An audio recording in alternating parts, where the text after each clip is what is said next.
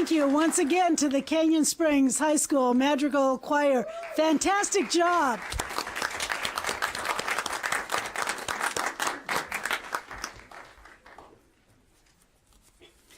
Thank you. The school board is reconvening into open session at 7:14 p.m. Roll call, please. Daryl Peden, present. Kerry Baugh, present. C.J. Johnson, present. Jesus Holguin, present. Susan Smith, present. Martin Rex Kedziora, present. Robert Verdi, present. Tina Dagnall, present. Maribel Maddox, present. And our student. Mia Nicholas, present. Thank you. Report out of closed session. We discussed student discipline cases, public employee appointment, public employee discipline dismissal, release, non-reelects, conference with labor negotiator, conference with legal counsel, existing litigation as well as anticipated litigation, and conference with real property negotiator. Thanks again. You did a great job, Canyon Springs. We would now like to have the Pledge of Allegiance. We will have be led by Mia Alicia Nichols, a student board representative from Valley View High School. Please rise. Put your right hand over your heart. Ready? Begin. I pledge allegiance to the flag of the United States of America and to the republic for which it stands, one nation, under God, indivisible, with liberty and justice for all. Please remain standing for the inspiration. Yeah, please.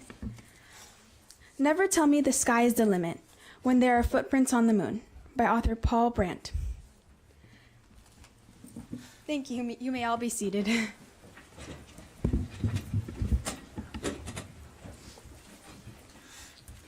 Thank you. We would like to talk for a second to announce the dates of future board meetings. Our next meeting will be December 11th, 2018, closed session at 5, open session at 7. This will be our organizational and regular board meeting. We will be swearing in our newly elected board member.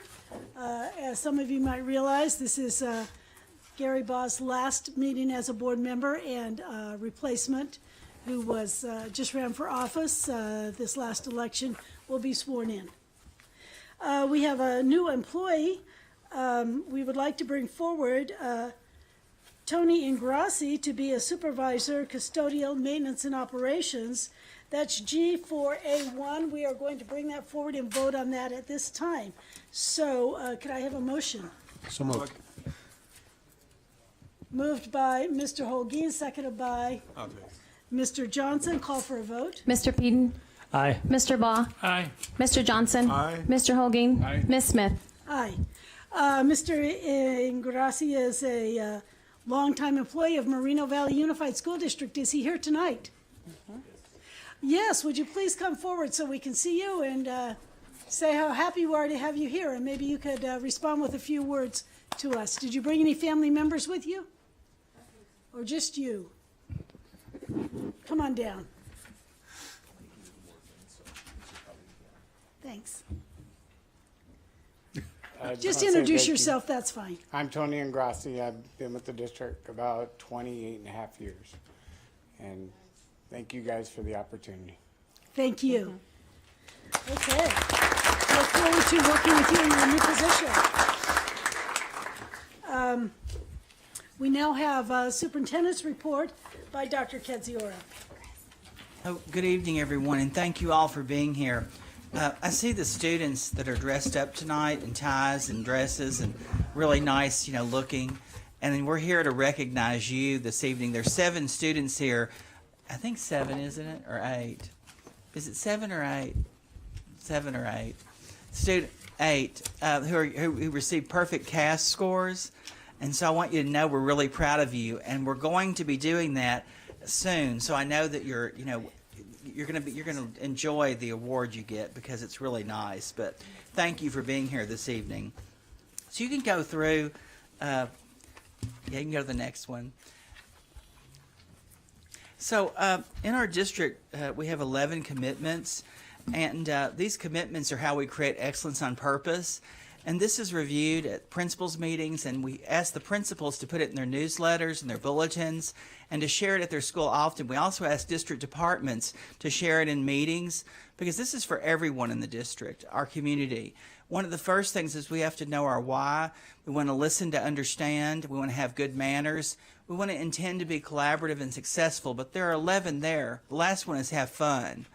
And it's okay to have fun, at work. And there are a lot of people who work and have fun, but I just want you to know that these 11 commitments are very important in creating excellence on purpose in all the work that we do. And as I share these next items, that's what we build this on, is we always have excellence on purpose, but how do we do it? It's through these 11 commitments. Ms. Johnson, you're a principal at Valley View High School. You share these with your staff regularly, right? Ms. Kerr, you share them with your staff, right? Yeah. And then I see some other, Ryan Palomino, you're an assistant principal. You share these with students and staff, and you know what these are, right? Okay, that's a good answer. Okay, that's what Mr. Baugh told me one time, so I'm using it. So you can go to the next one. So tonight I want to recognize a student and an assistant principal because many times in closed session we talk about student discipline and we don't talk about the positive things that we do because those students have done things that unfortunately, they result in expulsion. But there are many means of correction in our district that are not always advertised. I'd like for Amanda Deniston to come forward, and I'd also like for Joshua Davis, who is a 9th grader at Canyon Springs High School, to come forward.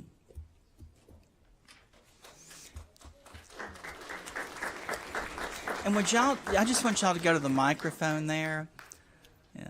And Joshua, thank you for being here. Yeah. So, Mrs. Deniston is an assistant principal at Canyon Springs High School, and one of the things that she does is try to help students make better choices. Now, I was impressed because she had a student write me a letter and this was Joshua that wrote me the letter. And I got the letter, Joshua, and I never told you that I received it because I was waiting for this moment to recognize you. And I want you to know that our board sometimes asks, what do we do to help children when they don't make the right choices? And this is a demonstration, and I want you to know that in his words, he says, I sincerely apologize not only for my behavior, but for the embarrassment I've caused myself, my family, my school, and I'll try my best and work very hard to earn your trust back. So this was an example of where a student was caught stealing and suspended and learns his lesson. He writes a letter to the superintendent citing commitment number 4, personally and collectively responsible for his actions and outcomes. Wow. And I want you to, yeah. So Joshua, you're the president of the Black Student Union at your school? Yes, sir. And you're growing to be an excellent student leader in our district. And Ms. Deniston is helping shape and sculpt that behavior, and you're listening and responding. And I want you to know that it means a great deal for you to be. Is anybody here with you, your family or anything? My dad and my grandma. Could you introduce them to everyone? That's my dad, Damian Davis Sr., and that's my grandma.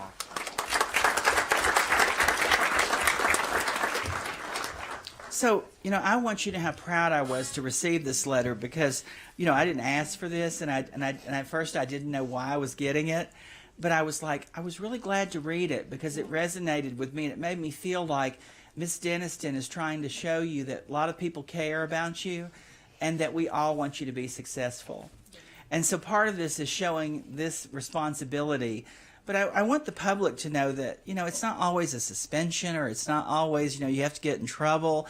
It's that you learn something and you teach someone else something and you show that behavior. And you've demonstrated tonight one of our 11 commitments, and that's why we have excellence on purpose in this district, because of you and Ms. Deniston. So I want to thank you for that this evening. Is there anything you'd like to say? I regretted what I did, but I think I made it up, and I'm really excited for new things, like, for example, me planning the BSU assembly. I'm excited for brand new things. Thank you. Thank you. Ms. Deniston, would you like to say anything? Now, you don't often get this chance, so, I know you like to talk too, because you know. You know me so well. All right.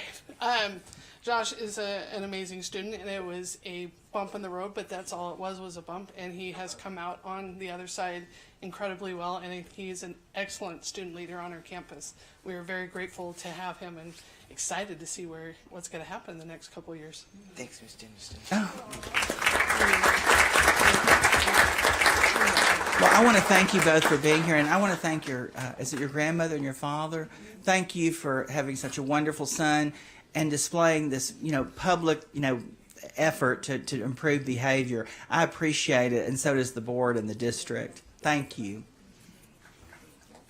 Also, Joshua, nobody is perfect. We all have made mistakes, and we have learned from those mistakes. So don't beat yourself up. I'm just real proud of you. Thank you. I would like to make one quick announcement. There are plenty of seats up front. If some of you standing in the back would like to come forward. Yeah, maybe Mr. Scott, you could help some of the people and the deputies back there. They could help them find some seating. Thank you for helping them. It's always nice if you can sit down. Yeah, thank you. So I'm going to move to the next slide, and this is goal 2. And I don't often tell you this, but we have 4 goals in our district. One is we want every student to know how to do mathematics, language arts, and technology. That's goal 1. Goal 2 is we want every student to graduate from high school and have a career or whatever they choose to do and be successful at it. Goal 3 is we want students to be at school, have good attendance, and not be suspended and not be expelled. You just saw a good example of that. And goal 4 is to increase partnerships with outside community efforts, but to help everyone do better because of the partnerships of our district. So in each one of these slides, I show a goal, and they're from our LCAP, our Local Control Accountability Plan, and also our strategic plan, which they both intersect with each other. So I don't know if you've heard, but Ms. Johnson's here and some other people from Valley View. I'm just going to tell you, I'm overwhelmed by this because I was there, and I couldn't believe what I was watching. They won last year, the CIF champions for water polo. They beat Beverly Hills High School. Beat Beverly Hills High School, y'all. That should make you... So these are people that aren't supposed to be beaten, okay? They're not supposed to. We're not supposed to win. And when you're there, that's how they act. I don't mean to talk about them, but I'm just going to tell you. So then they beat Culver City this year. And that's near Beverly Hills. Then they went on to play Tustin. Now, I'm just telling you, they weren't winning in the beginning. But I'm talking about that Moreno Valley, excellence on purpose, shining brighter. That strength, those 11 commitments came through. And those young men, they showed Tustin what it was to play water polo in Moreno Valley. So I want you to watch this. This is the winning goal. And I wish you could have been there because the students, were there any students in here that were there? Were there anybody here? It was just me? Okay. Well, I can just tell anything then. My heart was jumping out. I was like, literally, it was nail biting. And I want you to know, Claudia, you were there. Yeah. Okay. Yeah. It was just amazing, because who would have thought 2 years in a row? Who would have thought? Now, we want to think that, but we're like, is this really going to happen?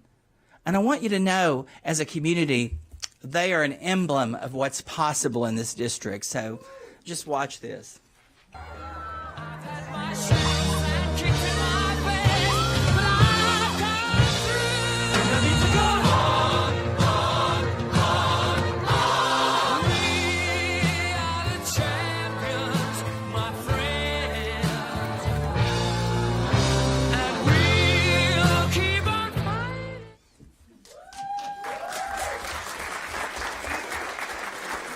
Now, Miss Johnson has that on. She has a new marquee at her school, and they were out there looking at it today. Y'all, she put the video up there. Did you get it finally up there? I'm trying to get it. Once the video up, and I said, now people are going to stop and look at that, Miss Johnson? And she said, yes, Dr. Kidzior. And I thought, on busy Nason, but I guess they will. So I'm looking forward to seeing that, Miss Johnson. Thank you. So, and that says, Canyon Springs. I'm glad we flipped that slide. So anyway, it was Valley View High School. So I know I'm proud of you. Then I want you to know, we have great programs in our district. There's a STEAM Academy at Palm Middle School. There's a pathway from Northridge, Palm, and Valley View. And we started another one at Edgemont, Sunnymead, and Moreno Valley High School. But I want you to know, these kids, Dr. Harris is back there. Wave your hand. She's the proud principal. Now, that doesn't sound like a proud wave, Dr. Harris. But she was there, and I want you to know, it was on Sunday, November the 4th. There were 8 teams there, and they were from all over. Palm had 2 teams that, this was a Lego League tournament. Now, y'all, you might think, like, Legos. They weren't playing, though. These folks were serious, doing stuff with Legos. And the 2 teams that came from Palm, both they placed. There were only 3 teams that were recommended to go on to the Legoland competition. 2 of them were from Palm Middle School. And they're advancing on December the 9th, and that's an amazing testament to what's happened in the STEAM Academy, where Dr. Harris always says, we're full steam ahead. And so I think they are, and we're really proud of it. And thank you to Kyle Gerhard and Amy Bird, who are the coaches. We really appreciate them. Now, if that wasn't enough, at Palm Middle School, at their STEAM Academy, they have a speech and debate team. And they competed in a tournament, y'all, that they were the only public school that competed in it. The rest of the schools were private schools. Now, this says a whole lot about the children of Moreno Valley. And I hope y'all hear this, because these kids are out competing. These aren't happening during the weekday. They're doing it on Sunday, Saturday. They're out there giving us their best. And so at this particular one, 12 students participated. They had third place for percentage of win out of all those schools. 4th place for overall wins. And James Park Robinson won top. Is he here tonight? No, okay. For Palm, and 9th place overall. Top speaker for Palm and 9th place overall. And there were over 100 students. One team won top team for Palm and 15th place overall, and there were nearly 26 teams. But Palm Middle School was the only public school. Thank you, Dr. Harris. And I want to thank Cynthia Ordonez and Mrs. Smith, because they are absolutely amazing. I mean, what they do in their classroom and what they contribute to our community. And then I want you to know, if it just, you think, can we just keep doing better? And we can. So I don't know if Mrs. Villa is here. She's the director of English Learners. I don't know if she's here tonight, or Martha Cepeda Medina. But we're very proud of this. The Seal of Multiliteracy Award. It's on Tuesday, November 27th at the Riverside Convention Center. But this year, 81 students from Moreno Valley will be awarded the County Seal of Multiliteracy. And this is the highest amount of any district in Riverside County.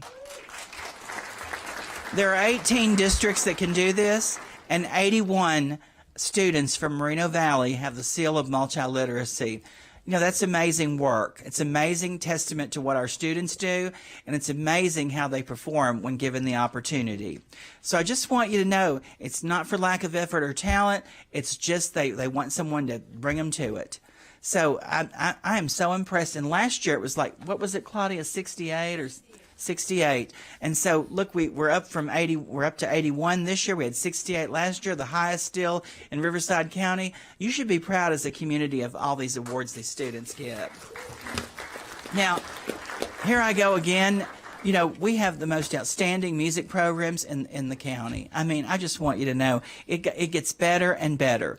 Valley View High School, the Crimson Regiment, Mrs. Johnson, you must be so proud. The amazing job at the Rancho Verde field tournament on October 30th. Look at that. Percussion, 1st place in Class 3A. Color Guard, 3rd place. Color Guard, 5th place.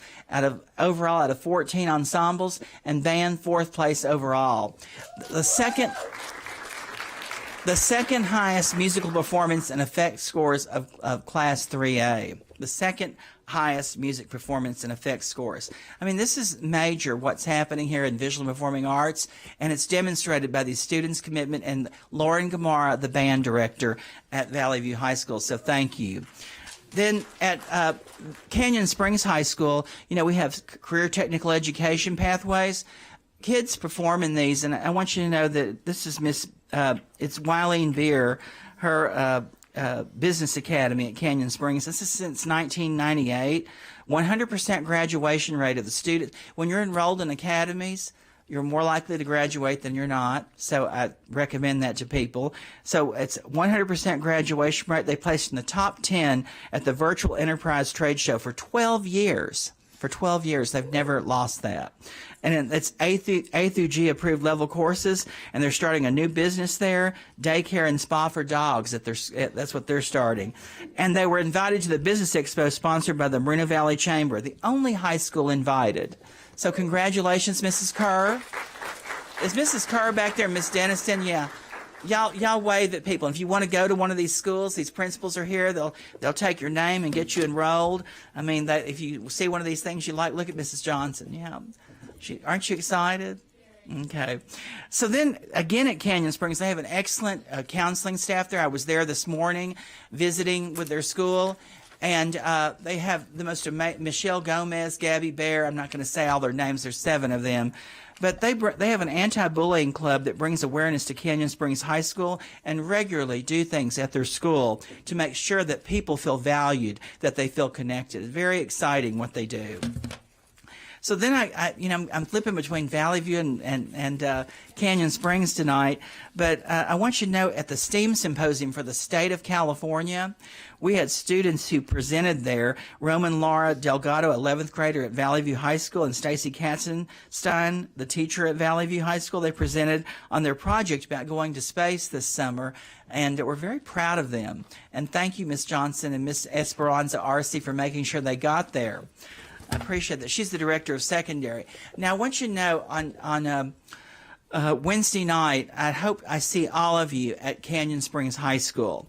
We're having a town hall meeting there. It's on mental health, and it's an event for families. But what's so exciting is this person that's speaking, this Dr. Cooper. She is an alumni of Canyon Springs High School. And so she's come back to the community, and she's going to be sharing and helping to improve the community through her contribution. So I hope you'll join us there. That's very exciting. We're trying to bring our alumni back. If you have a story about an alumni, Chris Weddle's right there. Wave your hand, Chris Weddle. He's a public information officer. And you've seen in the end of the week news, we highlight alumni. We'd like more stories because there's so many people that have done well, and she's just one of them. But I hope you'll join us for that town hall. And then this Saturday, we started something. It was very exciting. Miss Arce was out there. She actually led this charge. And we're very excited to bring rowing to our district. You know, the Olympics are coming in 2028. They're going to have rowing competition at Lake Paris, and our students are going to be rowing competitive in the Olympics, and they can do it right here in their own neighborhood. And I don't know if you've been out there, but we were out there on Saturday. Those kids were amazing. Are there any kids that were here or students that were here on Saturday out there? Gosh, I'm not hitting it with y'all tonight, am I?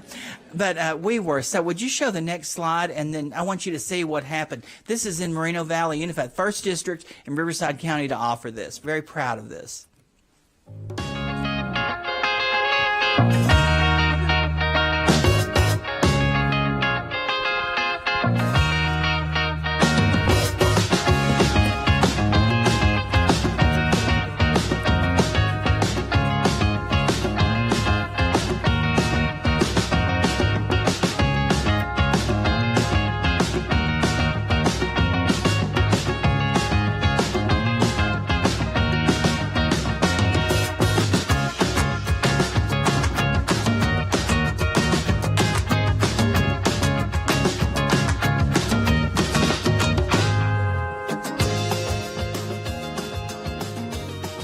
Isn't that exciting? Yeah. There were people on Facebook when they put this on there that, you know, that said to me, "Where are you at? You know, like where are you standing?" I thought, by my house, 2 miles from it, Lake Paris. But people don't go up there too often. And y'all should check it out there. It's beautiful what they've done to it. Really a very attractive thing that we have here. We're very proud to offer the Freedom Riders in our district. This is Stories from an Undeclared War with Erin Gruwell, and she continues to come here and help us. She's been at Canyon Springs, at Valley View High School, at Moreno Valley High School, at Vista del Lago High School, and now I know Dr. Harris Palm wants her. So, and you're going to get her, but she's making a real impact with her Freedom Riders that were in her class about 20 years ago. But they come back and tell their stories, and it's very inspirational and life-changing. At Canyon Springs High School, when they did it in the theater, there was standing room only. People were sitting all around. It was absolutely, beautiful in there. And then I want you to know we just had our 2018 telephone town hall. There were 3,558 phone numbers participated, 2,861 participants. 865 of those participants used the Spanish simulcast, and about 11% of the calls 11% of the calls placed participated in the call. The average listen duration was 8 minutes, and the peak concurrent listeners was about 920, and about 400 listeners stayed connected for the first 20 minutes, and more than 150 listeners stayed connected for the duration of the call. Now, I was doing this call. It was 2 hours. Isn't that amazing? Listening to me for 2 hours. I mean, I was happy. But the questions we answered 19 live questions, and the topics included open enrollment, AP and honors courses, Chromebooks, Avid, the parent portal, GATE, and career technical education, and volunteers at schools. Very proud of the connection we're making with the community and how we're responding to the needs of the community. This is Native American Heritage Month. And there's going to be a resolution tonight to document that, but we're very proud to be part of that. Nicole Lindemuth, I know you're here from Sunny Meadows, and we're proud of you for being here. Thank you. Now, I'm going to go to something that is not so fun, but we have to do. This is something that the California Department of Education requires that the Board of Education hear these at a public meeting. And so we're doing our responsibility. I'm not going to read everything, and you can thank me later. But Priority 1 has 3 required reportable components, and these are for our local indicators for our local control accountability plan. And what this means is that we have local indicators, but we choose how we meet them. We choose the metric that we use, how we're going to assess ourselves. So, like a number of misassignments where teachers are not in the right assignment, there were 0 misassigned teachers. You should be real proud of that. Human Resources, where Dr. Verdi does a great job, and they're very strict about where you can be and teach. They don't let anybody get away with anything. I mean, I've tried. And then the number of percentage of students without access to their own copies of standard aligned materials, 0%. Every student has books. Every student has materials. And the number of identified instances where facilities do not meet the good repair standard, 0 deficiencies. Tina Dagnall, as the chief business official, oversees the business division, and the responsiveness to get something fixed here is excellent. So we're very proud of that. Now move to the next page, Priority 2, implementation of state academic standards. This is the progress that we're making as a district to implement the California state standards. Sometimes they were called Common Core state standards, but in California we call them California state standards. So we're at varying degrees of implementation. And if you see FI, that means full implementation. And then if you see FIS, what does that mean? Look at me. It means full implementation and sustainable. That means we've got it going on, and we're going to continue to go on with it. Then if you see BD, that means beginning development. And then ERP is exploration and research phase. So we're in different phases, like with next generation science standards, that's beginning development, and many districts are right with that. But we continue to look at how students are being given access to the California state standards, which they are assessed on every year, and this is the progress we're making. So then Priority 3 is parent engagement. So last year in Moreno Valley, we gave a survey to 4th grade, 7th grade, and 10th grade. We did not give it to every student. This year we're going to give it to every student. And we wanted to pilot it with Panorama, and we had 1,028 surveys from parent and family members. So the bulk of those people that filled out that survey had been in the district 5 years or less. And what we found was 74% of the respondents felt their concerns were taken seriously, 71% felt their suggestions were welcome, 10% of the respondents are involved with parent groups at their child's school, and 26% of the respondents have visited their child's school. So one of the things we want to do is work to increase those, and we're doing a lot of things with that, and I'll talk more about that at future board meetings about what we're doing to increase those things. Then the next page is Priority 6 School Climate, and as you might imagine, when students are in elementary school, they respond more favorably than they do when they're in high school sometimes about their connectedness with school. So you see elementary and secondary by different ethnicities, different student groups, and we look at all of that to make sure that students are feeling connected at school. And when they're not, we want to identify ways to help them be more connected. Recognitions at board meetings, that's a connection. You know, being connected with the school district, knowing an adult cares about you. Those are very important milestones. And then Priority 7 is access to a broad course of study. And this is Priority 7. It's new for the fall 2018 dashboard. And it's just measures and tools for tracking how we're giving students access to course of study. I know I'm going through this really quick, and you might either grateful or you're happy or you're want to know more.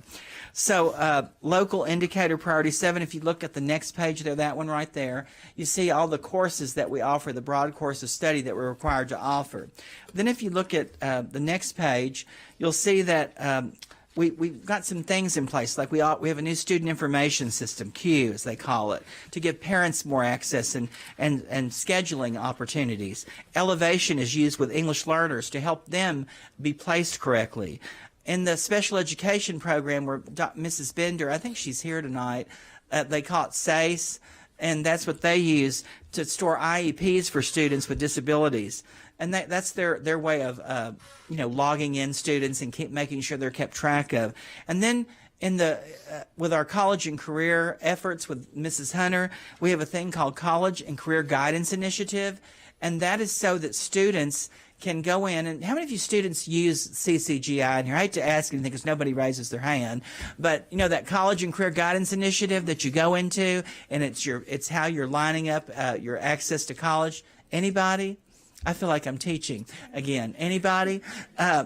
So I see a few. Well, if you don't know about it, parents, you need to ask if you're in middle school or high school is where it's used, and you really need to be accessing that portal because it builds you on a pathway for college and career guidance, right, Mrs. Arce? Yeah, okay. So she can help you too if you need help with that. And then Priority 7, again on page 27. One of the things we're very proud of is all the programs we offer in the district. EL support, integrated and designated ELD, dual language immersion, available at 4 sites, a full continuum of special education services. I mean, we're our own CELPA, so we provide everything. GATE classes, honors courses, AP, IB, dual enrollment, and CTE. And so then if you go to, this is continuing on Priority 7, and it says some of the same things about the things we offer to offer a broad course of study. But then if you go to page 29, we talk about there where we offer STEAM and AVID and special ed transition plans, EL supports, elementary AVID at 8 school sites, STEAM elective classes, full inclusion options at the secondary level for students with disabilities. And we have one of the best counselor ratios at the secondary level than most districts around us. There's more access to counseling. At a high school, you'll encounter 7. At Sunnymead Middle, you'll have 4 counselors. And at every other middle school, you'll have 3 counselors. That's more than any other middle school around us. And we're very proud of that. And our elementary schools sometimes have full-time counselors or share them with another school. But the counselor ratio is very good here. And then this is our narrative about our district, but one of the things I want to take notice of is we take pride in serving and meeting the needs of all of our students through a comprehensive program that includes both academics and extracurricular programs. With partnerships between the district, community, and stakeholders, we work to accelerate student performance and educate the whole entire child to be college and or career ready. Our schools are positive and welcoming environments for all students, and more information can be found at our website. But I want you to know this is posted on our website, and if you want more information, you can contact the superintendent's office. But we value the partnership and appreciate what you do as a community to make our schools the very best they can be. And so as I end tonight, it's Veterans Day, and I went to the city event, and I want you to know I'm very proud to work with Mr. Johnson, who was in the U.S. Air Force, and Gary Baugh, who was in the U.S. Air Force. And they proudly serve as board members, but also served our country. And we're grateful for their service. And many times when people serve in the military, they don't often hear thank you or know that we benefited from that and why we have the freedom that we do. So could we give them both an applause for their...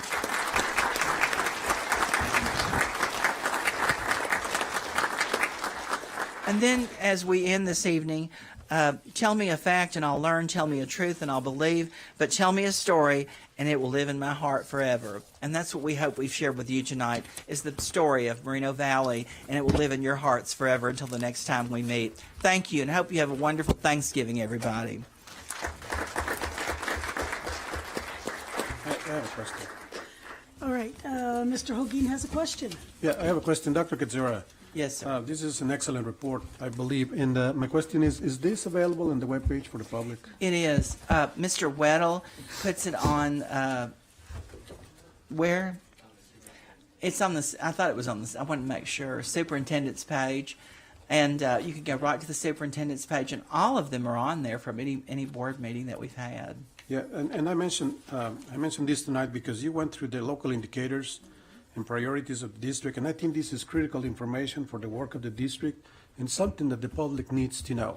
So my invitation to the public to go into this particular report, of course, look at all of them, but go into this particular report and read these local indicators information is critical so that you know what the district is doing in complying with the law and making sure that the students have the tools and the resources that need to be successful. Thank you. Thank you, Mr. Holguin. And I do want to say, like Mrs. Neri is here, would you wave your hand? Miss Neri, you're one of those parents at Palm and Northridge and Valley View that helps keeps parents involved. And if you want to get involved, there's parents like Miss Neri that are here. But I want you to know we need all of you to support all the children in the district. That's one of the areas we want to grow in. So if you seek areas, we have parent ambassadors, and we'd like to work with you. So thank you for mentioning that, Mr. Holguin. Thank you. Thank you. Any other questions on the superintendent's report? All right. Excellent, very excellent report. Excellent. Yes, it's always excellent. On purpose. Yes, thank you. Now we'll move on to school reports. Mia Nicholas, could you go ahead and introduce the student reports? Thank you. I would like to welcome Bridges Learning Center.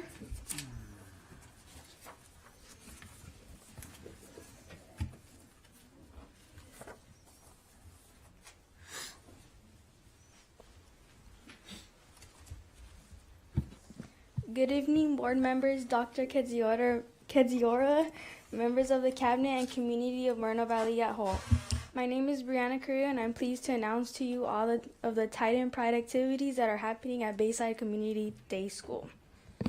Bayside has had its second blood drive today, and it was a huge success. Thank you, Livestream Blood Bank, for the opportunity. And thank you to our ASB students who acted as runners, canteen helpers, and handholders throughout the day.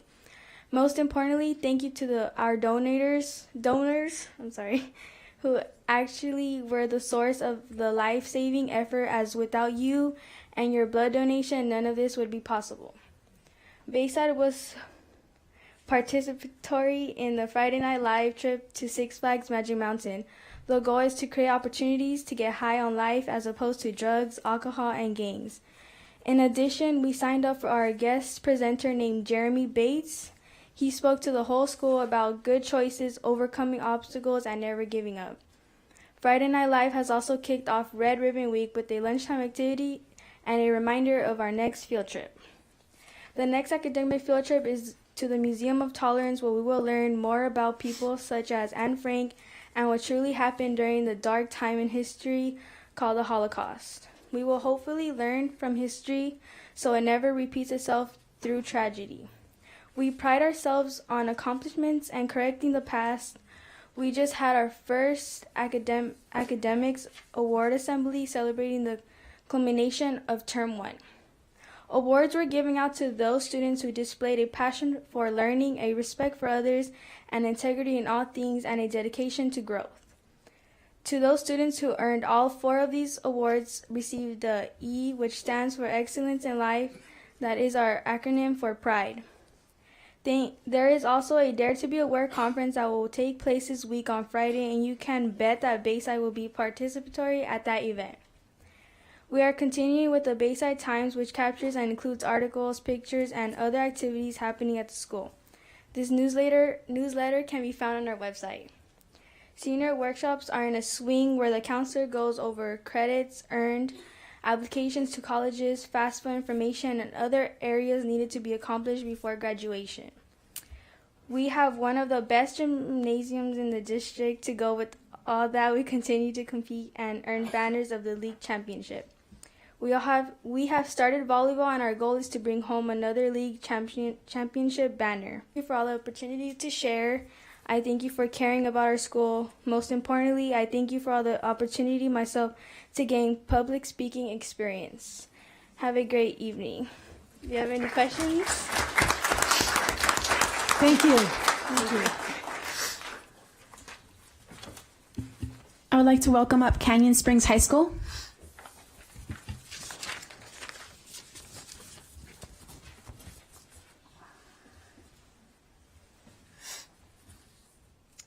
Good evening, board members, Dr. Ketsiora, Cabinet, and community of Moreno Valley. My name is Guadalupe Gomez. I am pleased to announce all the fantastic activities that have occurred at Canyon Springs since the school year began. Last week, some of our students had the opportunity to meet newscaster Dan Rather in a small gathering. Mr. Rather's message to the students was focused on what unites us, what it means to be an American, the importance of taking a balanced viewpoint and taking the advantage of voting rights. Our Cougar Council recently implemented a Student Selected Teacher of the Month award. The first awards of the year went to Spanish teacher Mr. Octavio Torres and English teacher Ms. Katie Beeman. Congratulations to our fall sport. Girls tennis finished second place in a league with a strong showing in the first round of CIF playoffs. While they are not moving on, they played well, and we are extremely proud of our Cougars. Our cross-country athletes finished their season with 6 athletes receiving all league honors: Daniela Ramirez, Kaya Gianni, Celeste Castañeda, Sidlatli Batres, Kima Downey, and Juan Hernandez. Kaya is also a CIF qualifier. Natalie Fierro, part of the girls' golf team, was selected to the All-League First Team, and she is first alternate for CIF playoffs. Our Cougar Canyon Regiment is quietly bringing in awards from various band competitions. At the Laura Band Review and Field Tournament, they took second place for band and color guard in the Parade 1A Division, and for the Field Show 3A Division, they took second place for band and third place for color guard. Percussion competed in the combined 1A, 2A, 3A divisions and took first place overall. At the Shadow Hills Field Tournament, they took first place in 3A division and percussion took second place. After a rigorous selection process demonstrating competency in a language other than English, we have 17 students receiving the RCOE Seal of Multiliteracy Award. They will be honored at an awards event at the Riverside Convention Center on November 17th. In the last 2 weeks, we had the opportunity to host Miss Erin Gruwell and the Freedoms Riders twice. So many of our students and staff were able to listen to their powerful stories. A small group of students after the final session just last week stayed behind to speak with the Freedom Riders and share their own stories. They've decided to become their own support group, so to speak. It was a moving scene to witness, seeing students support each other and the staff who were supporting them as well. Canyon Springs has so many upcoming events. We are looking forward to our winter sports season and getting to see our soccer teams play in the stadium for the first time and our basketball teams playing on our new gym floors. We have 2 upcoming events: Sadie Hawkins at the end of this month and Winter Formal in February. Our Winter Spirit Week in December will be paired with the Week of Giving. Each day will have a particular type of item to donate: blankets, shoes, personal hygiene items, etc., which we will give to the Wellness Center so we can help support the students and family who need the assistance of the Wellness Center. Thank you for your time. Do you have any questions? Thank you. You're welcome.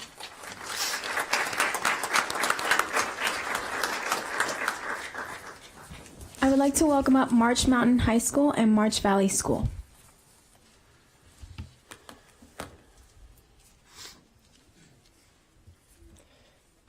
Good evening, board members and Dr. Kidziora, teachers, parents, students, and committee. I am Giancarlo Escobar, ASB president of March Mountain High School, and I am pleased to report out the many fantastic events and celebrations happening at March Mountain High School and March Valley School.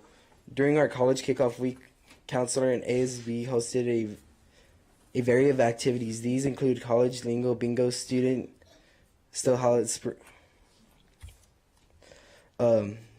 inspirational posters, college door bulletin boards, contest, and the entire school participated in the PSAT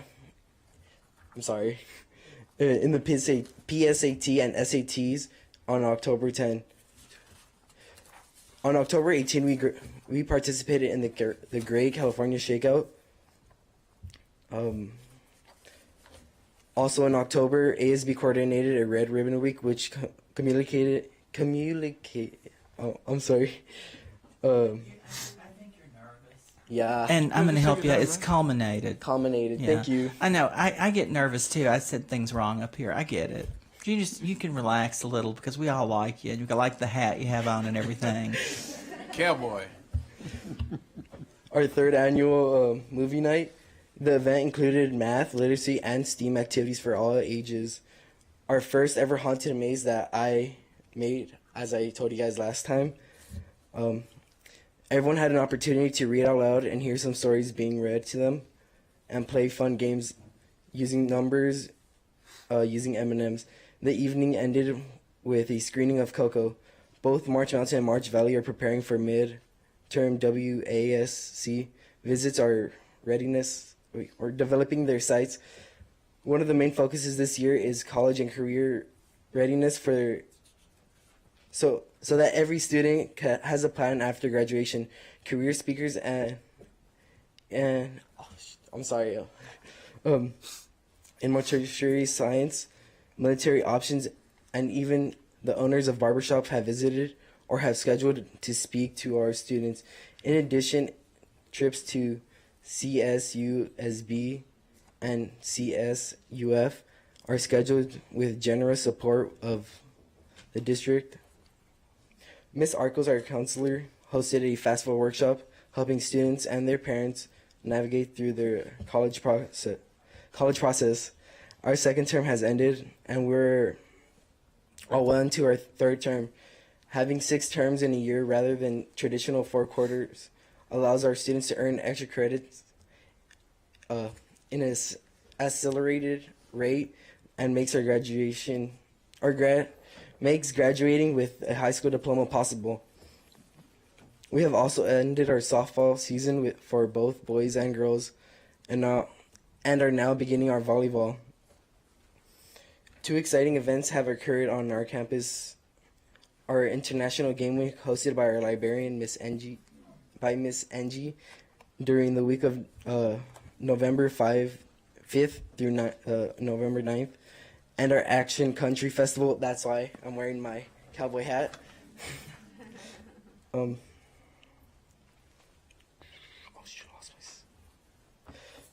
Hosted by Miss Jimenez, Mr. Cole, Mr. Sloan, and Miss Atienzia on November 7th. Saturday STEAM Academy is another opportunity students have to improve attendance while participating and engaging in activities. Our next one is scheduled for December 8th. In closing, I would like to take this opportunity to invite you guys on our 3 upcoming events. November 15th to join our parent committee engaging starting with ELAC at 5:30.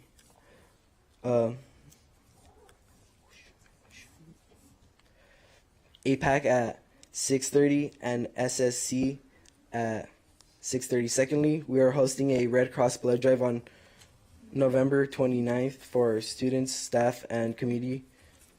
Lastly, we are extremely excited to announce our first ever action and / adult transition evening on December 6th from 5 to 7 p.m. This concludes my report. Is there any questions?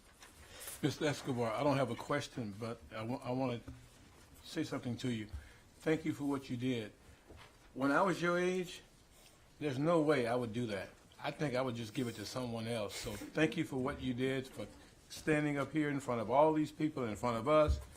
Don't worry about the stumbles. You're going to do better.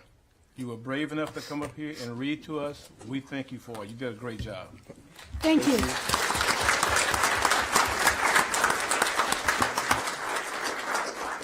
Next, we would like to welcome Moreno Valley High School.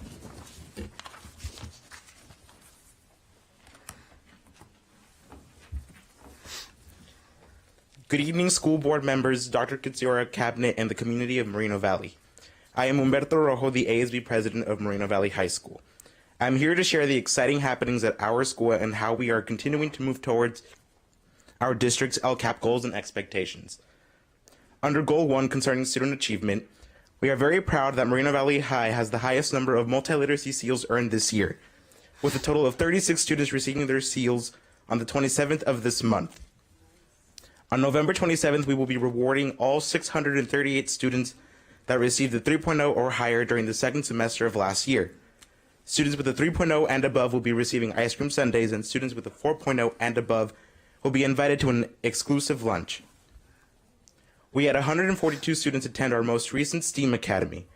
We also have our fingers crossed that our welding program will be successful in the December 8th National Welding Certification from AWS, with our goal being to have 15 students qualified this semester and 50 by the end of the year.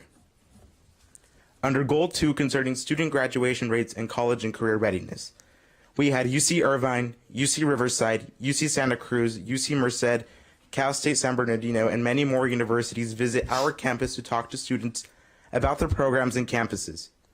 Over 400 of our students applied to Moreno Valley College this past month. Over 30% of our seniors have completed their FAFSA applications and are now applying to CSUs and UCs.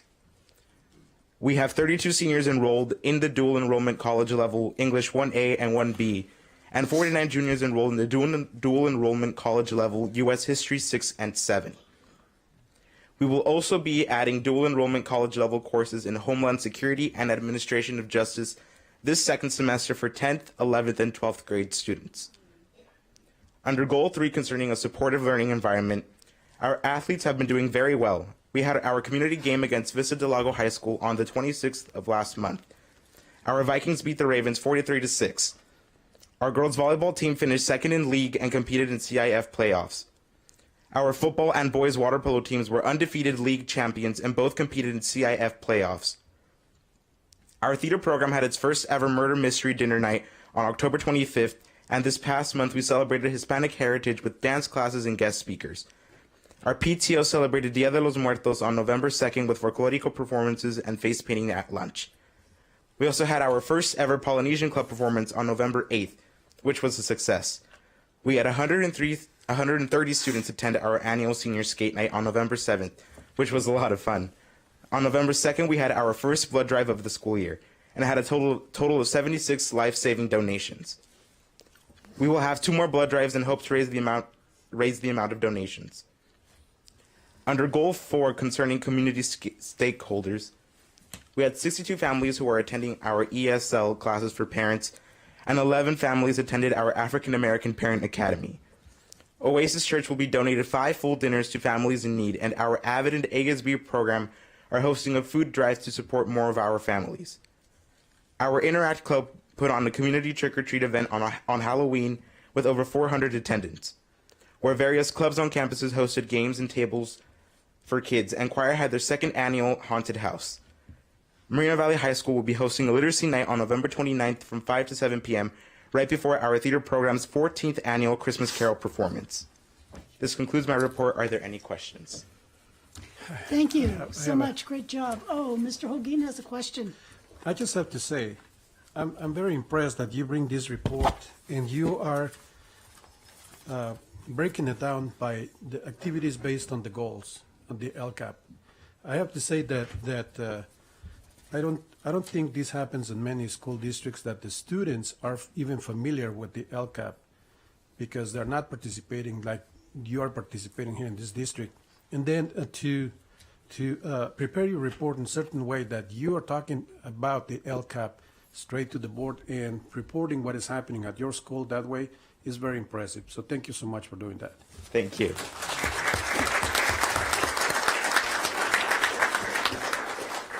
Next, we would like to welcome Vista del Lago High School.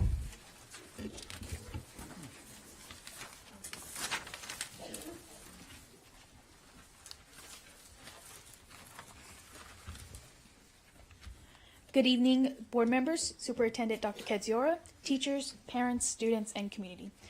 I am Marina Buhanda, ASB President representing Vista del Lago High School, and I am here to bring you exciting news from our campus. As we continue to progress this school year, we remain focused on developing our Raven values of respect, achieve, value, engage, never give up, and succeed, as well as our school model to take care of yourself, take care of each other, and take care of our school. Our Vista del Lago instructional leadership team identified academic support for tiers 1, 2, and 3 within MTSS, multi-tiered system of support. Also, our PBIS team is using the same method for behavior and social emotional well-being. Our staff as a whole is developing a better and social and emotional support system for our students. Our English, math, and science department continue to collaborate amongst each other and set goals for each department. The math department's focus was on a common grading policy and to increase student proficiency on common assessments. Our English department is still implementing the Springboard curriculum and materials. They completed the first of 3 sessions of Springboard training through our professional development department last week. Also, our science department has been working hard on analyzing data to better prepare our students for the CAST, the California State Test, in May. Our AVID classes held the AVID Olympics to help strengthen the bond between each grade level. They competed in many challenging activities, and the senior class of 2019 were victorious. On campus, we have also had many college presentations being held in our library and in our College and Career Center. Our wonderful counseling team has held a college kickoff day on October 3rd. During the event, they highlighted many colleges and gave different perspectives of college life, as well as highlighted colleges. On October 4th, our counseling team held CSU application night. In addition, on October 22nd, we held our Cash for College event with the California Student Aid Commission to assess students and family filling out this FAFSA. On to sports, our girls varsity golf team took the title as league champs over their victory against Rancho Verde High School, with amazing performances by myself placing second in league and Rebecca Leon placing 4th. Also, our Lady Ravens varsity tennis team had an amazing season with a record of 18-1 overall, and also took the title of league champions. Individual girls will be moving on to CIF, which will be scheduled shortly. Friday, October 19th was our homecoming game, and our varsity team beat A.B. Miller High School with a score of 13-7. Our cross-country team did well also, with our girls team taking 2nd place in league and our boys team taking 3rd. Viridian Liel placed 14 in the CIF prelims and will be competing in CIF finals next week. Although injury plagued, our girls volleyball team finished the season strong on the mat with tough matches at the end of the season. We have a lot to be proud of at Vista del Lago, on the mat, on the court, on the field, on the track, on the diamond, on the stage, and most importantly in the classroom. This concludes my report for this evening. Is there any questions? I have a question. You went through it so fast. The last paragraph I didn't get too well, but there's a name on here. Marina, is that you? Yes, it is. So you're the one on the golf team. Yeah. Just want to make sure. I mean, I knew it, but I was really joking with you. I want everybody else to know it. And so, will you tell us again how well you guys did? We took league champions, and then 4 of our girls moved on to prelims, and then 3 of us moved on to the next round, and then me and Rebecca Leon moved on, placing 2nd in league and 4th in league. Outstanding. Congratulations. Appreciate that. So not only are you an excellent golfer, you're an excellent guide as well, because I remember you took us around your school. Thank you very much for that. Thank you. Thanks for the report. Thank you.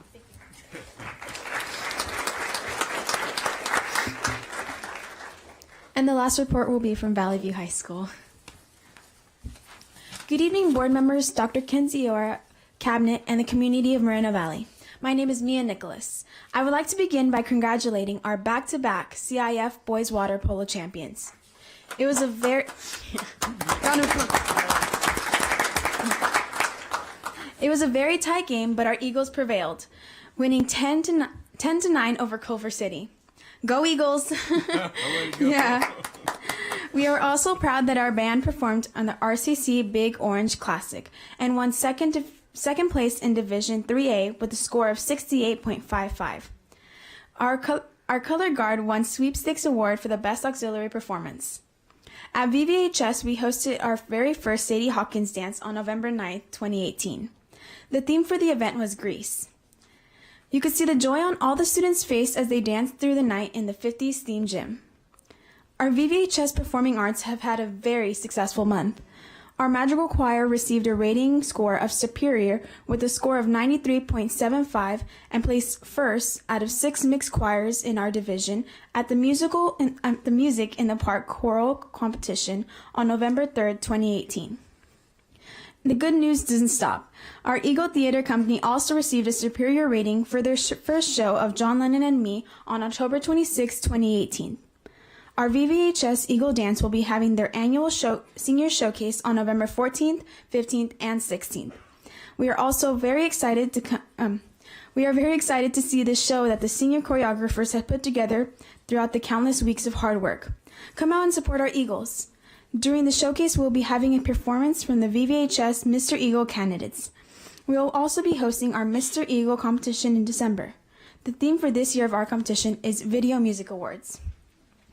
Also during this month of October, the Eagles hosted a Freedom Riders Clinic and visited with Aaron Gruel. We really enjoyed our time with the author and this event. Finally, our VVHS ASB has been collecting Band-Aids for the Community Service Project. Each Band-Aid that is collected will be sent to the organization who will write the name of the 1.5 million children who died in the Holocaust. These bandages will be displayed at the Museum of Tolerance in LA. Thank you so much for your time. Do you have any questions? Thank you. Thank you.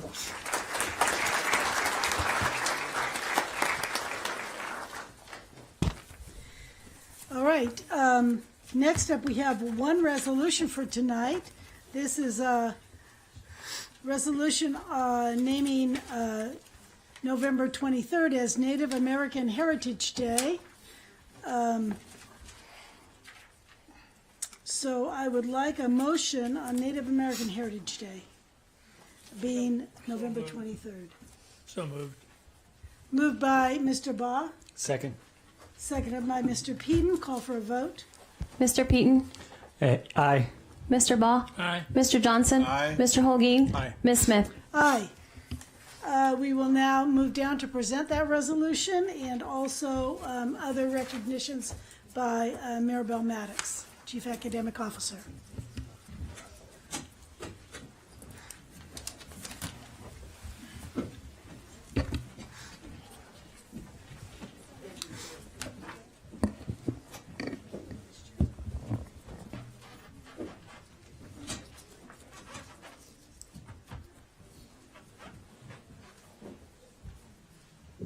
Will Nicole Linda Muth join me?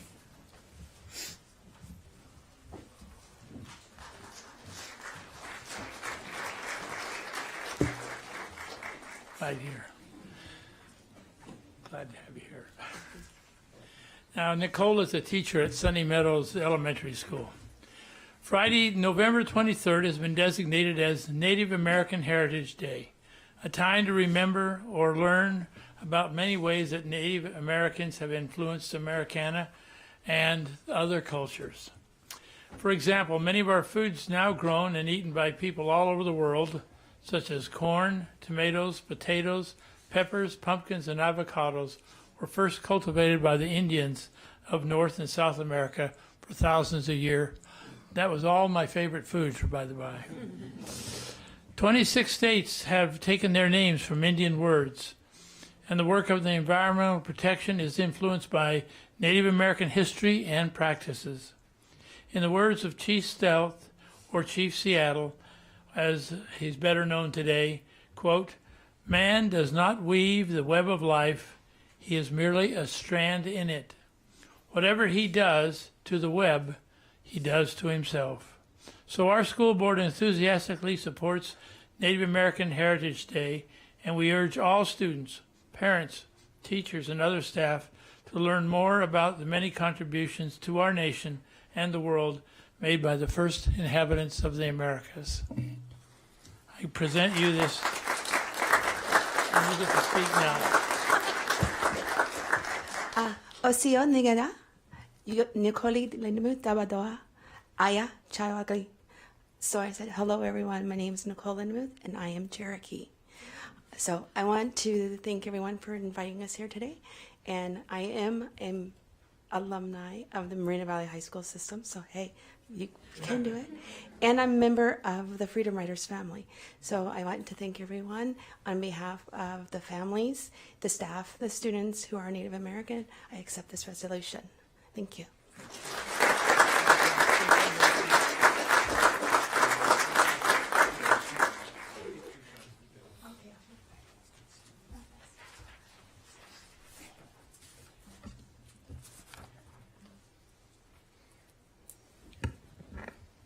Good evening. It is my honor and pleasure to recognize our staff and students for this evening. And I think it's very appropriate that we start by recognizing our schools for their attendance. I think we all realize that students need to be in school every day to learn. So I would like to call Dr. Lynn Sheffield, Director of CWA, and our Coordinator of CWA, Mr. Rafael Garcia.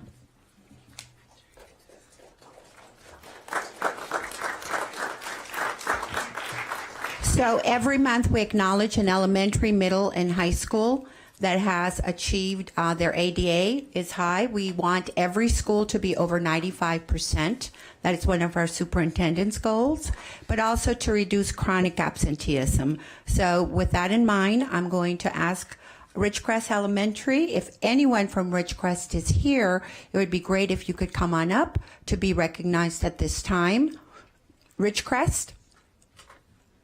Well, Ridgecrest, as you can see, has a 96.7 ADA, and their chronic absenteeism continues to be reduced. Palm, yes. I said anybody from Ridgecrest, parents, staff, administrators.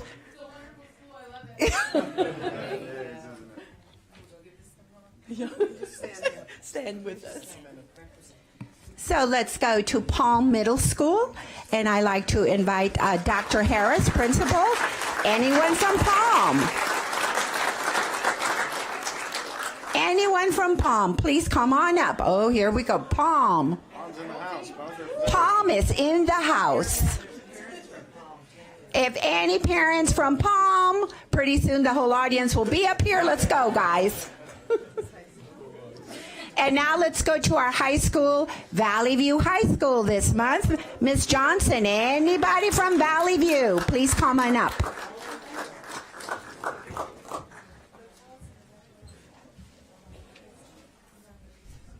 Seriously, this is very important for all of our schools. Every month they do get monitored for attendance, so it's important that we recognize these three schools this month for their outstanding ADA and chronic absenteeism reduction. Congratulations.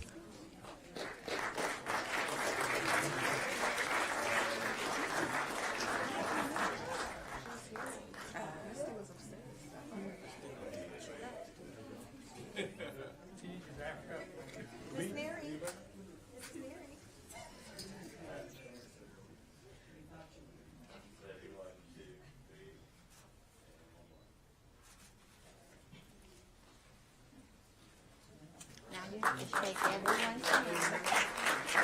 Go ahead.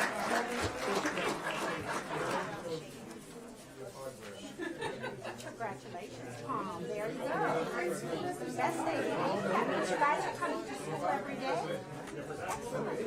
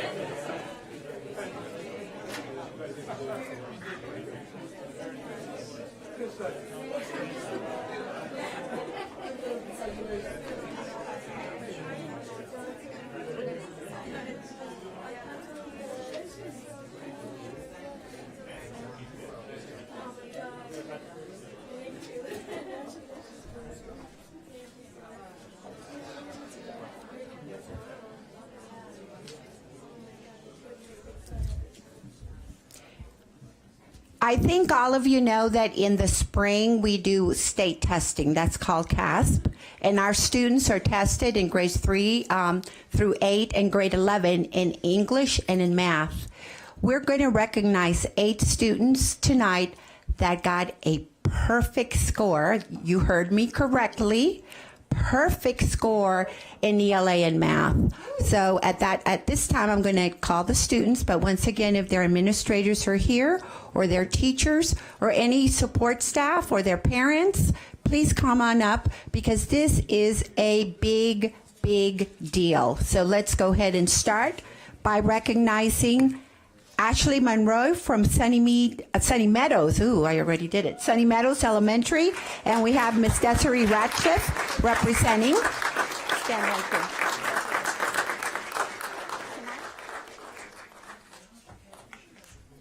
I am going to read, they are getting a plaque, and it has the student's name, in recognition of your outstanding achievement for obtaining a perfect score in math and English on the statewide assessment test, Moreno Valley Unified School District Board of Education, November 13, 2018. So each of these students will be getting a plaque.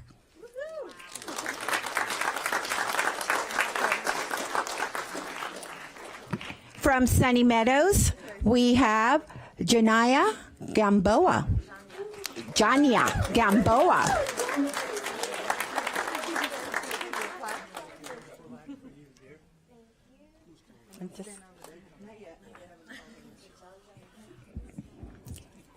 Now from Palm Middle School, we have Chloe Angela Cayetano. Chloe. And Dr. Harris is here to accept her plaque. She's coming up. Dr. Harris, she's right there.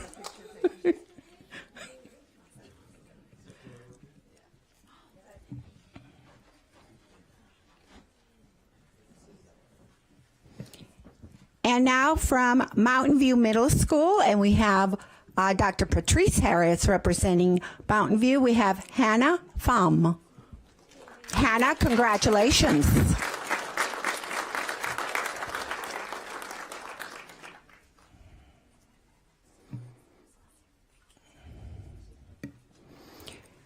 From Palm again, we have Santo Quintero. Please come on up. Congratulations.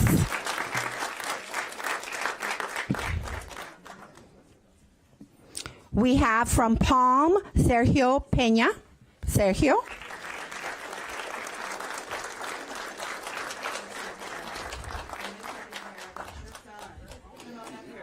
From Valley View High School, we have Jack Kolkebeck.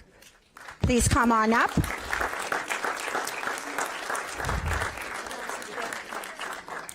And from Vista Del Lago, we have Jimmy Demas. Please come on up.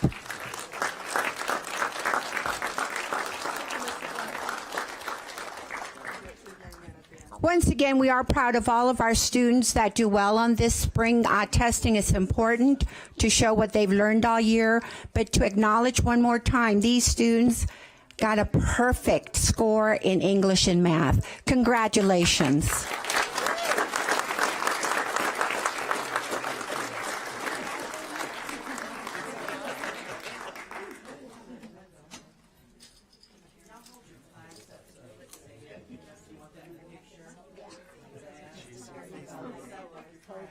Come and hold it for you. Hold it up. You're little, so hold it up. Don't cover your face. Don't cover your face. Yeah. Because we want to say that.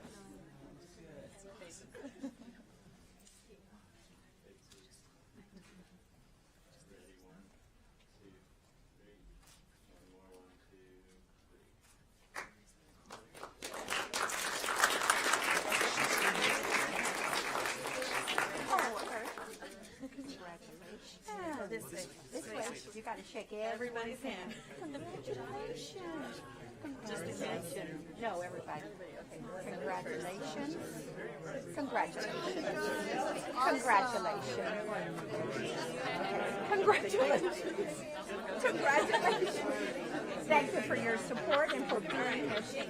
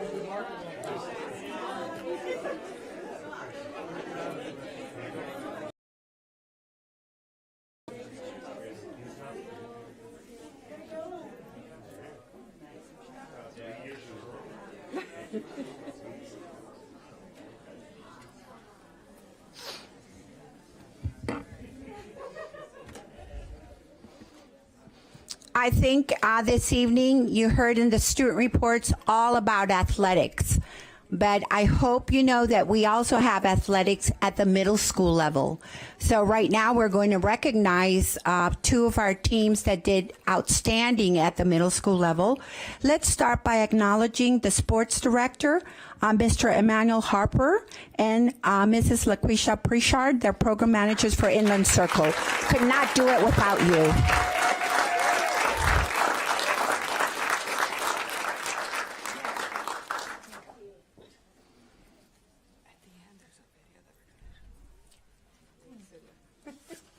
Thank you. I'm going to call the teams now.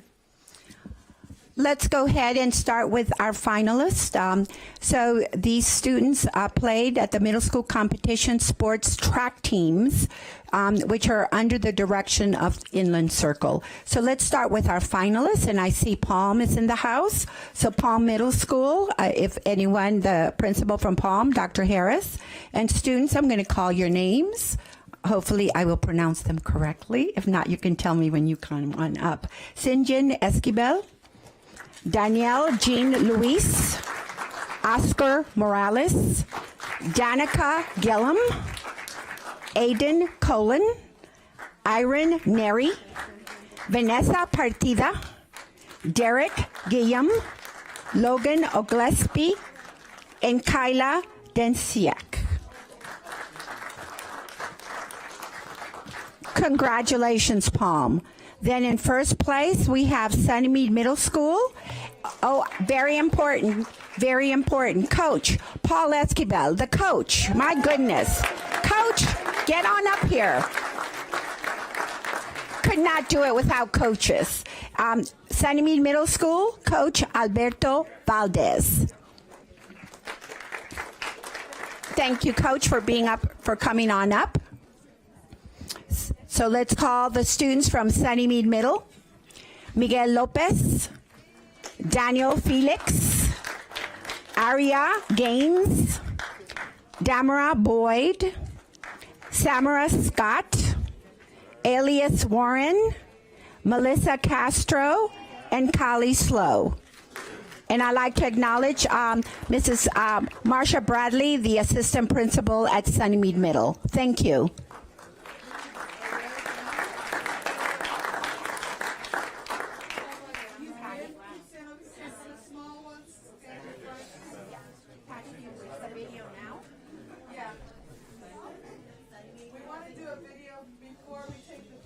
So before we take a picture, I understand that there's a short video to show this fantastic competition.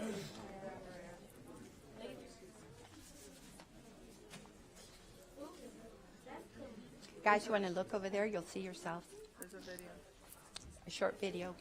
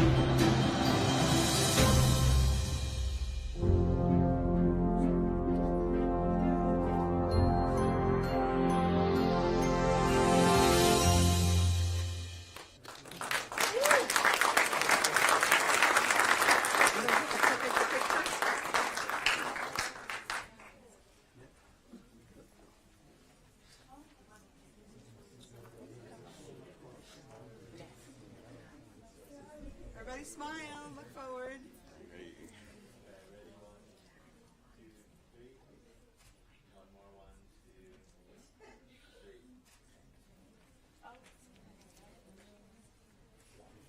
Keep smiling. I'm holding it. Oh.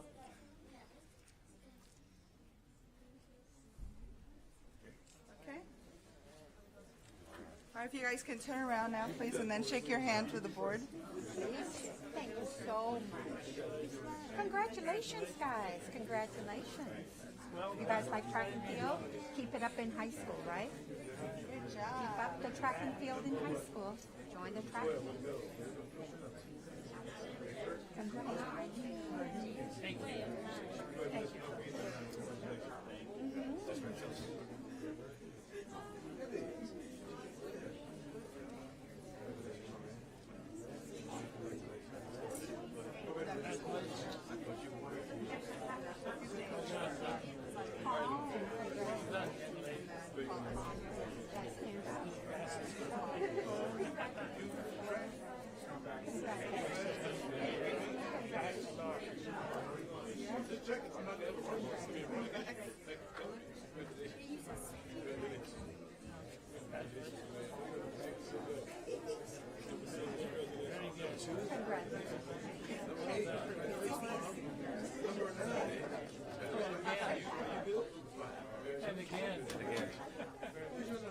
Welcome back. Oh, I'm not going to feel sorry. Going to Hawaii. Sorry for you, though. I'm sorry.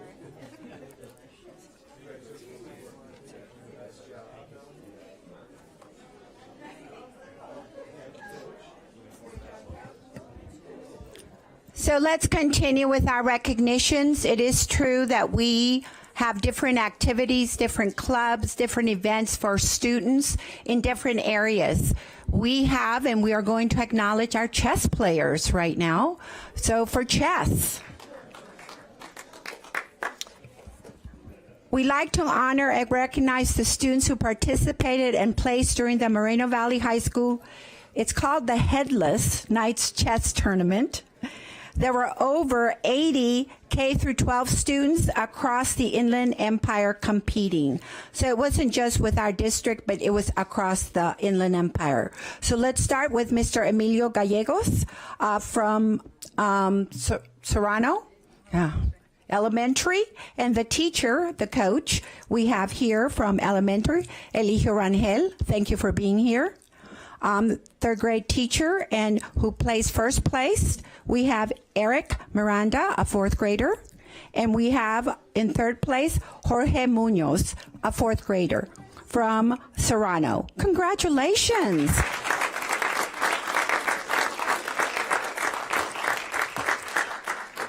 And they brought their trophies so we can see them. Hold them up high, students.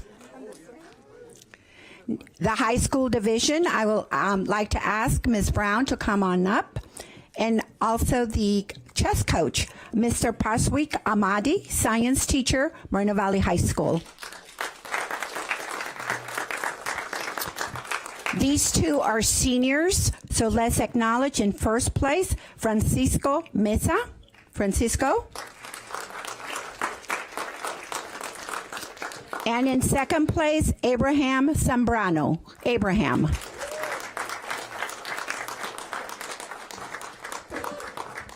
Congratulations to these students and chess coaches and administrators for competing in this event, and not only competing, for winning in chess. Congratulations.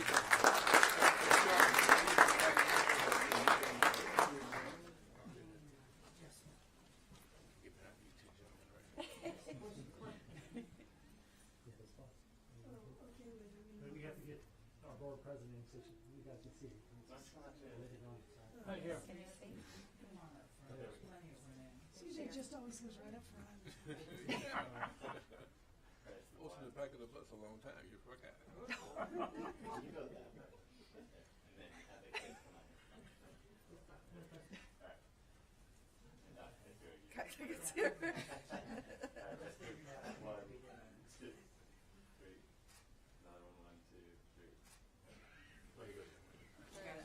This way, gotta shake every. We're very proud of you. Congratulations. Thank you. Really appreciate it. Congratulations. Congratulations, gentlemen. Congratulations. Thank you for coaching them. It's wonderful. Congratulations. Thank you for being here.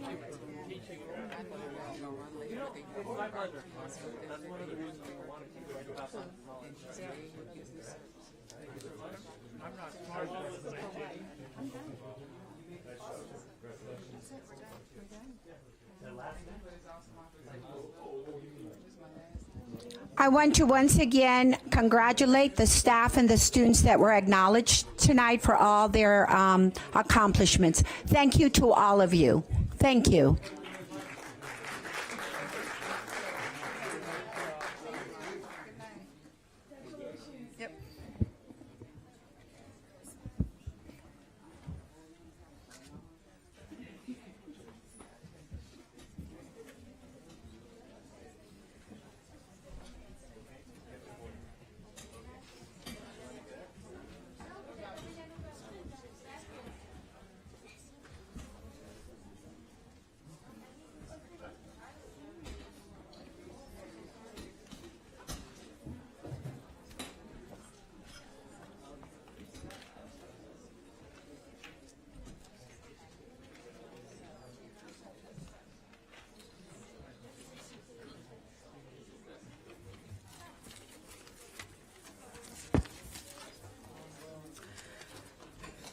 Thank you. We are now ready for staff responses to public comments made at previous meetings. Do we have any? No, ma'am. No, we don't. All right. Now we're on to public comments on agenda items. Any person requesting to speak on any item on the agenda may do so at this time or when the item is addressed by the board. And I think we have 3 people that have asked to speak on a particular item. Individual speakers shall be allowed to speak for 3 minutes on any agenda item. The Board of Education shall limit the total time to 21 minutes. Per Board Bylaw 9323, twice the allotted time will be provided to a member of the public utilizing a translator. It's okay, I can read tonight. All right, so first up on an agenda item, Roy Bleckert. Is Mr. Bleckert here? He's trying to make his way through.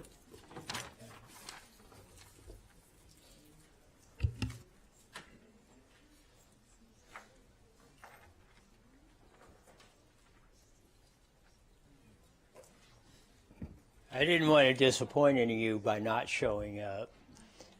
On item 3GF in the construction projects, and I may have missed it, but in the PDF and all these things, what I would like to see is how much of the potential up to 1.5 times of funds that are sitting up in Sacramento that we're eligible for that these projects are getting funded for. Because there's no such thing as a grant or free money. There's dollars sitting up in Sacramento and they could be invested in our schools and our communities. We should be out there aggressively getting them. It's just like the $57 million that was set aside for the 5th high school that was not spent efficiently. We could have improved a lot of our facilities along the way at less cost when construction prices were down if we had done that instead of we wouldn't have been chasing a pipe dream that was never going to happen. When you're looking at all these things, and that's what I'm saying, when you do the spot analysis on that and looking at that, how do you judge the performance? Because what I want to know from Moreno Valley Unified School District is how we stack up against every other school district around there. Is LA Unified getting 70% of those funds and we're only getting 10% versus a percentage? It's all about performance.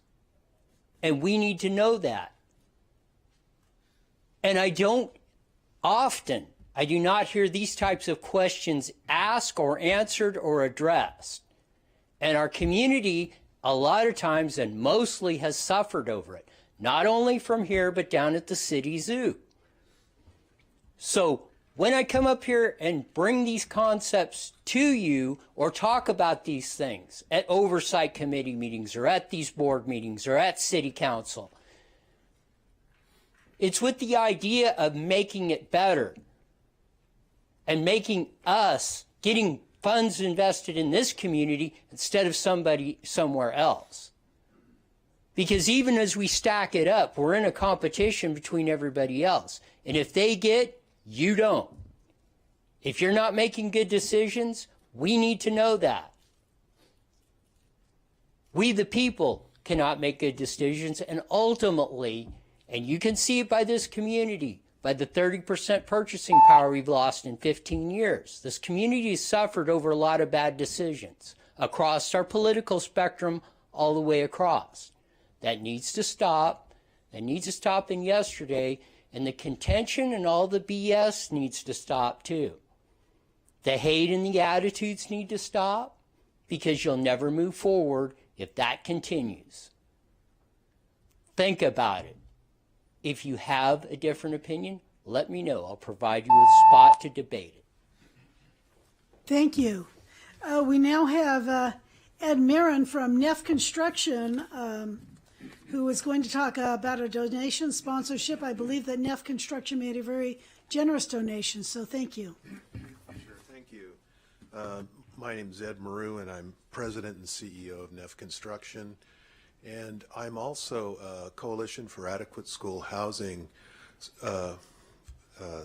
Leadership Academy core instructor. And there are 2 donations that are showing. One is an internship in our office that we are sponsoring for Mr. Isaac Beers, who is a senior at Moreno Valley High School. We started this program approximately 5 years ago, and we're happy to have Isaac in our office. Is this Isaac here with you today? Isaac is here Thank with you. you today. Good evening, board members and Dr. Kitsira. My name is Isaac Beers, and as you know, I'm a senior. I've had the joy of interning during the summer, and I'm glad to be able to continue that this year. Nothing more to say. Thank you.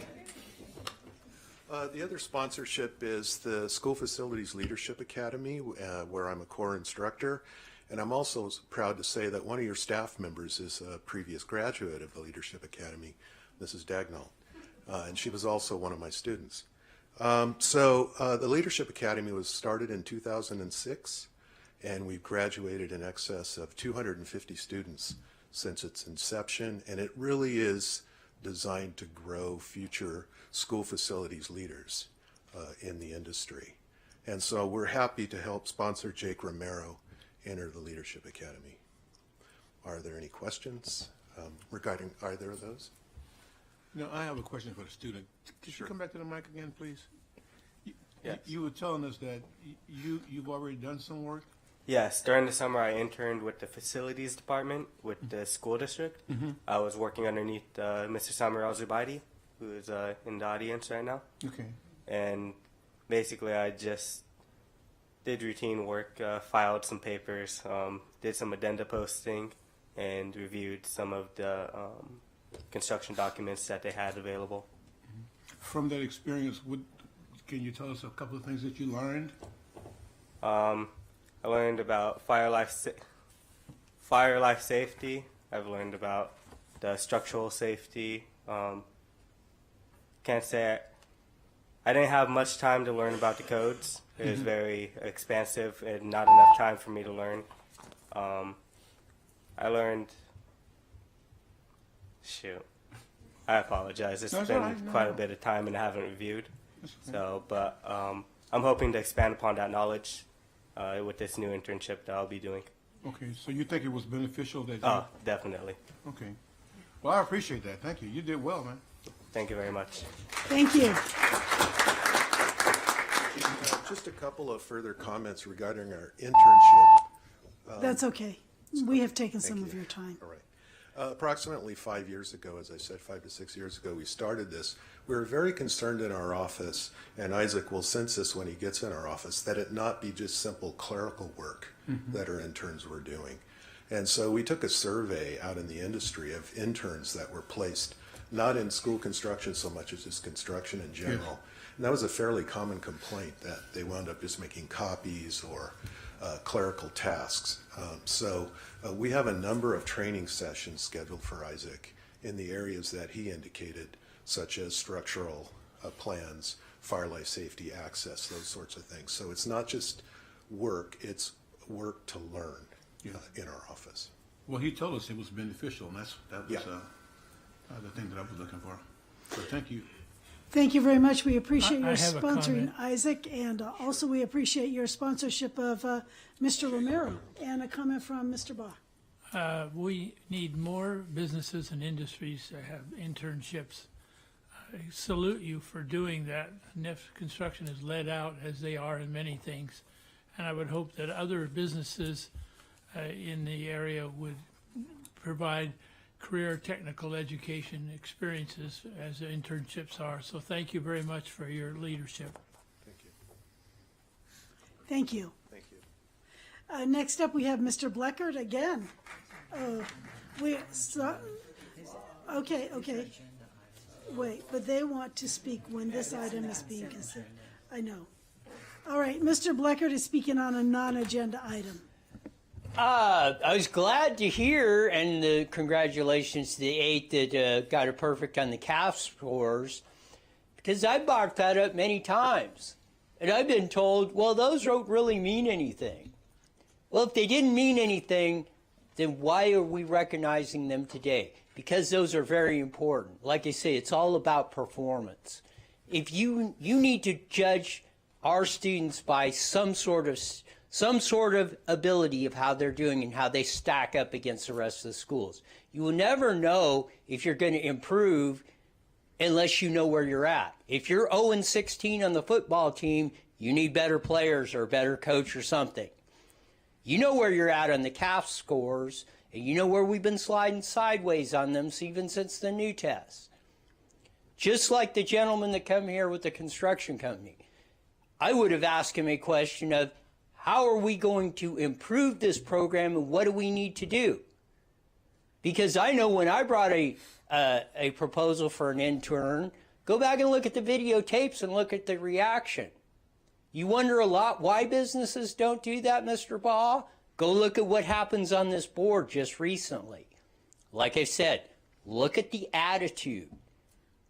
If you want to improve and you say you're about schools and you say you really care about the students, you will be looking at every time and everything you're doing. Because a lot of this stuff sends a signal across the board in all the things you do.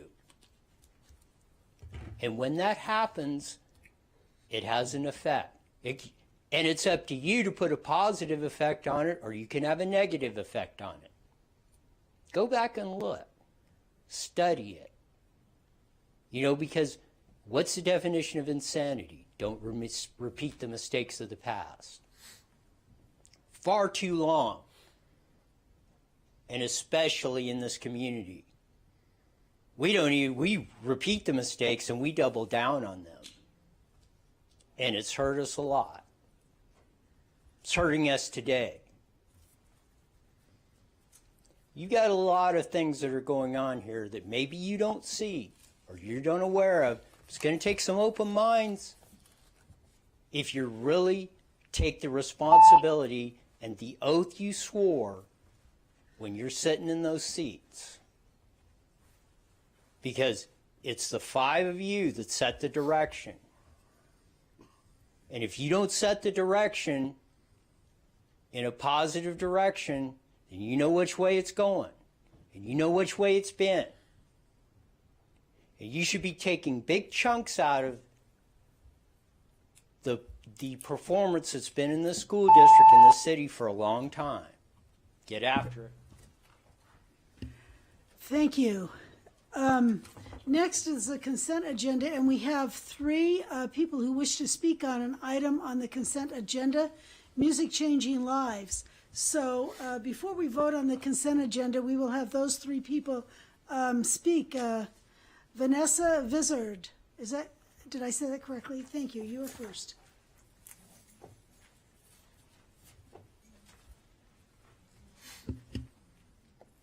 Good evening. Thank you, members of the board and Superintendent Kaziora. My name is Vanessa Vizard. I am the board chair for Music Changing Lives. I'm here to speak on behalf of the agency this evening and request that you review our budget as we have proposed a new budget for this school year. We've been in the district since 2011. I've been helping with the agency since about 2010 in various capacities and as a board chair for about the last 3 years. We definitely value our partnership here and would like to continue into our 8th year. Typically, we serve on average between 250 to 300 students. And so I just want to go over some outcomes from last year. So we had 230 students who were evaluated in a study. So we give them pre and post studies. We're an after-school enrichment program. So students previously attended once a week. Our new proposal for 2019 would be twice a week. But these students that participated in this evaluation, 89% have said that they would recommend Music Changing Lives to a friend. We also had 95% of them who surveyed they had a 2.5 GPA or higher. We also had 86% of students agreed that they believed that our homework and tutoring sessions helped improve their grades and completing their homework assignments on time. And so we're very proud of these studies. As you know, after-school programs help to reduce crime during the after-school hours, which are peak hours between 3 and 6 p.m. And that is when our programs are offered. And we also have a high correlation between performing arts programs and graduation rates and high academic outcomes. And so we're pleased to be able to offer various music programs, including singing, instrumentals, the arts, visual performance. And so we're asking that you review our budget. We've gone through a couple of programs throughout the last year, sustainability programs through First Five and the Inland Empire Community Collaboration, reviewing our true cost. And so in order to provide effective programming, we know that arts programs sometimes, they can be costly. Our current budget this year we're asking for is $95,400, and we kindly, ask you to consider our budget and to approve it so we can continue to serve 5 schools and ideally 250 to 300 kids again in the coming year. So thank you for your time and have a great evening. Thank you. Next up, Tamika Brown.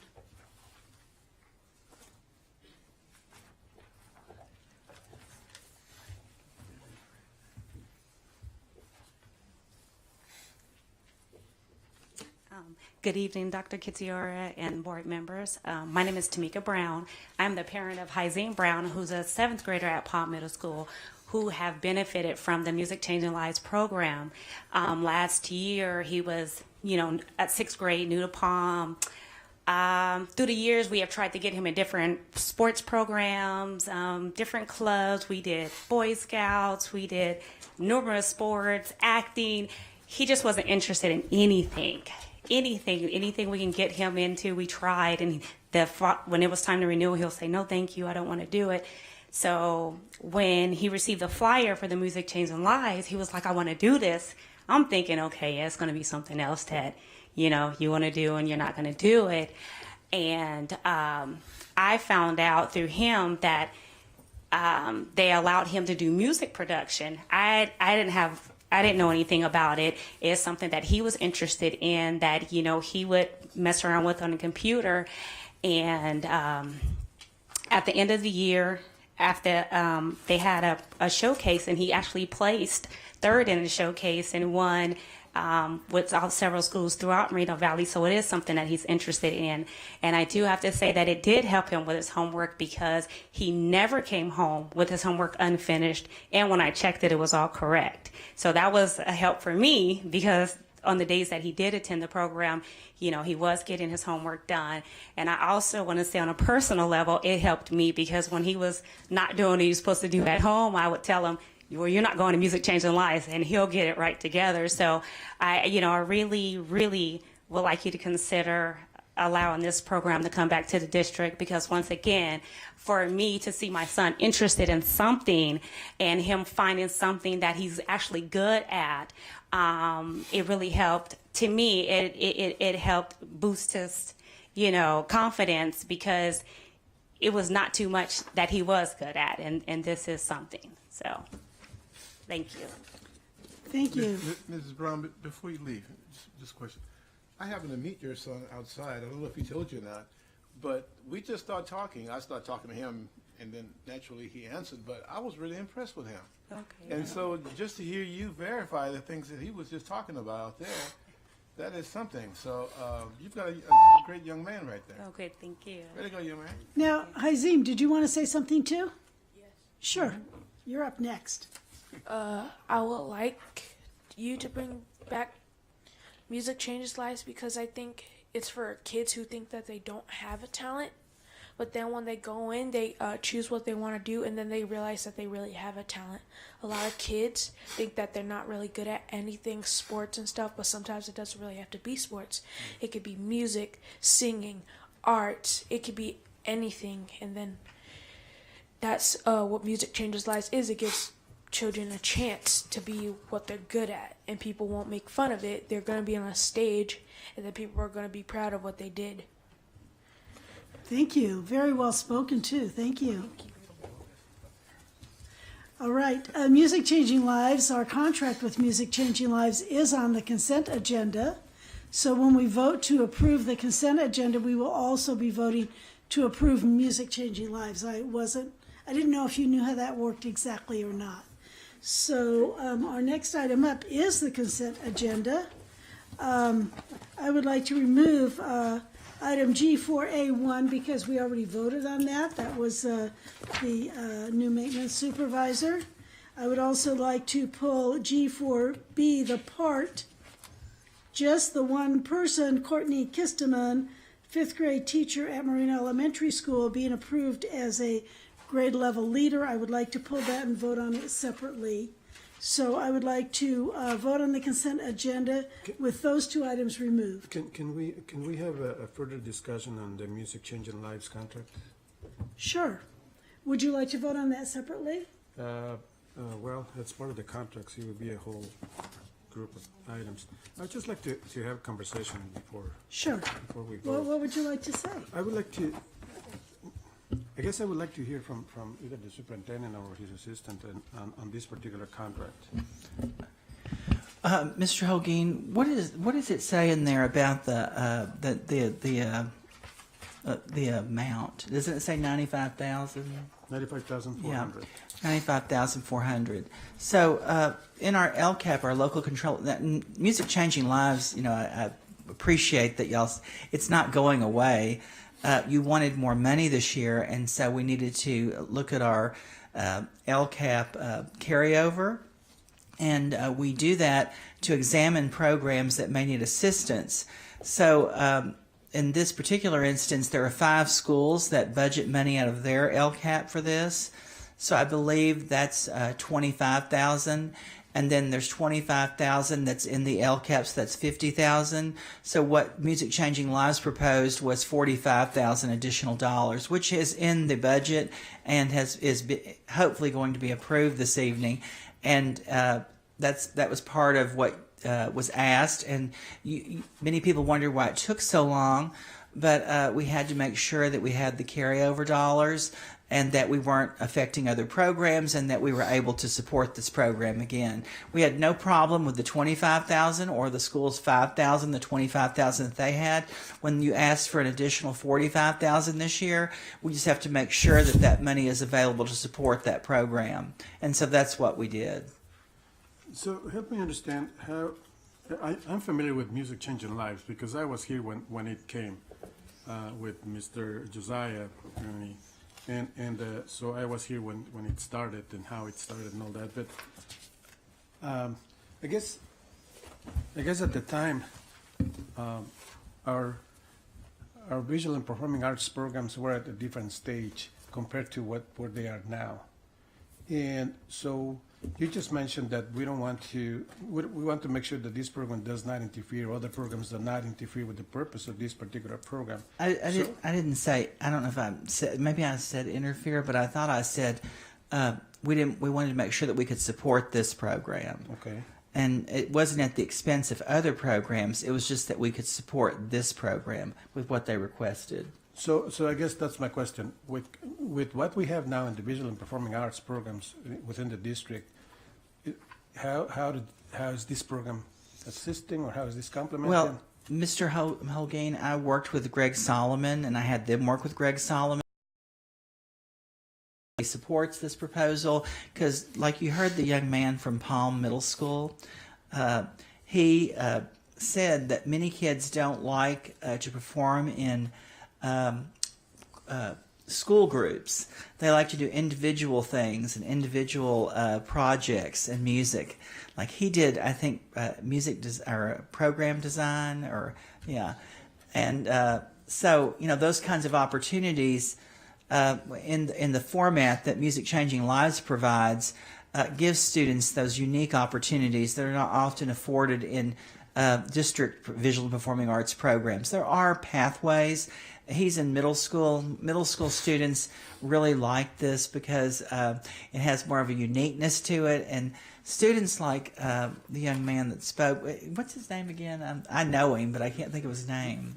Brown. His last name is Brown. Is it Isaiah or Isaiah? Like Isaiah, you said to me, like this program is important because it gives you an outlet. It gives you something that you wouldn't normally get at school. And so this is done in an after-school format. It's done on minimum days, and the students love going to it. So it is not in conflict, or doesn't compete, or doesn't have a connection. I mean, it has a connection, but it supports students who need a different outlet that they're not normally getting in a program that we offer. I mean, it's just a unique opportunity. And so Mr. Solomon couldn't be here this evening, but he wanted to be, and he fully supports this program as he feels like it serves students that we weren't serving in our core program in visual and performing arts. Thank you. All right, so I need a motion to approve the consent agenda as amended, with taking out those two people. So moved. Do I have a second for that? I'll second it. Moved by Mr. Peden, seconded by Mr. Johnson. Call for the vote. Mr. Peden? Aye. Mr. Ball? Aye. Mr. Johnson? Aye. Mr. Holguin? Aye. Ms. Smith? Aye. Now I would like to bring forward Courtney Kisteman to be approved as the 5th grade level leader at Marino Elementary School. Could I have a motion for Ms. Kisteman? Moved by Mr. Holguin, I'll second it. seconded by Mr. Johnson. Call for the vote. Mr. Peden, Aye. Mr. Ball, Abstain. Mr. Johnson, Aye. Mr. Holguin, Aye. Ms. Smith. Aye. So 4 ayes, no nays, 1 abstention. So the music contract, Music Changing Lives was approved with the $95,400. So thank you for coming tonight. We voted on Mrs. Kisteman separately, with Mr. Baugh abstaining because she's his daughter. And he didn't want any conflict of interest. So now we are moving to H1A. Is everybody with us? Any questions on where we're going? I feel like we're moving along, and I don't want to leave anybody behind. We did our homework. Okay. Thank you. All right, so H1A, expulsions, which we discussed in closed session. So I need a motion to approve these expulsions. So moved. Second. Moved by Mr. Holguin, seconded by Mr. Baugh. Call for a vote. Mr. Peden, Aye. Mr. Ball, Aye. Mr. Johnson, Aye. Mr. Holguin, Aye. Ms. Smith. Aye. Okay, I am looking ahead to H1B, approval to adopt transitional kindergarten list of instructional materials. Ms. Maddox, page 66.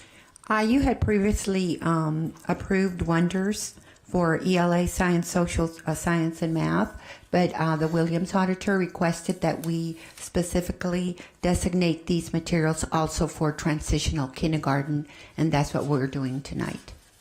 All right. So did we not have them in the previous vote? No, we did not. Okay, thank you. So do I have an emotion So to moved. approve? Moved by Mr. Baugh, Second. seconded by Mr. Peden. Call for a vote. Mr. Peden, Aye. Mr. Ball, Aye. Mr. Johnson, Aye. Mr. Holguin, Aye. Ms. Smith. Aye. Moving to all of these next 4 items are discussion items. These are first readings. There is no vote tonight on any of these. Mrs. Dagnall, could you explain these Sure. to us? The next 4 board items are updated board policies and administrative regulations based on CSBA's sample policies and admin regulations. So the first one is Board Policy 3514, Environmental Safety Administrative Regulation 3514 for environmental safety. And these are updated to reflect the new law, AB 746, providing that if a community water system finds lead above a specified level in the school's water system, the district must notify parents and guardians, shut down fountains and faucets, and provide a source of drinking water to students. So this is just updating the policy to include that language. How often do we ever take a lead sample? It's prescribed by AQMD, and we just did some recently and found no lead. So it's not done once a year or No. once a quarter? No, it's not that regular. Is all of the district's water from the same source? It's all from EMWD. Yeah, it probably all is from the same, yeah. Okay. But you need to check because of water fountains and the lead fixtures and things like that. So that's one of the things that they look at. And we have toxic art supplies. The next policy on page 82 is Board Policy 6161-.3, Toxic Art Supplies. This actual full policy is being deleted because it's going to be incorporated into the next Board Policy 3514.1, Hazardous Substances. Okay. So the toxic art supply is being deleted because it's now going to be part of Putting it hazardous into materials. hazardous substances, correct. So on page 85 is Board Policy 3514-1, Hazardous Substances, and As you just mentioned, it's being reflected to update the legal requirements regarding toxic art and craft supplies, formerly in that board policy 6161.3.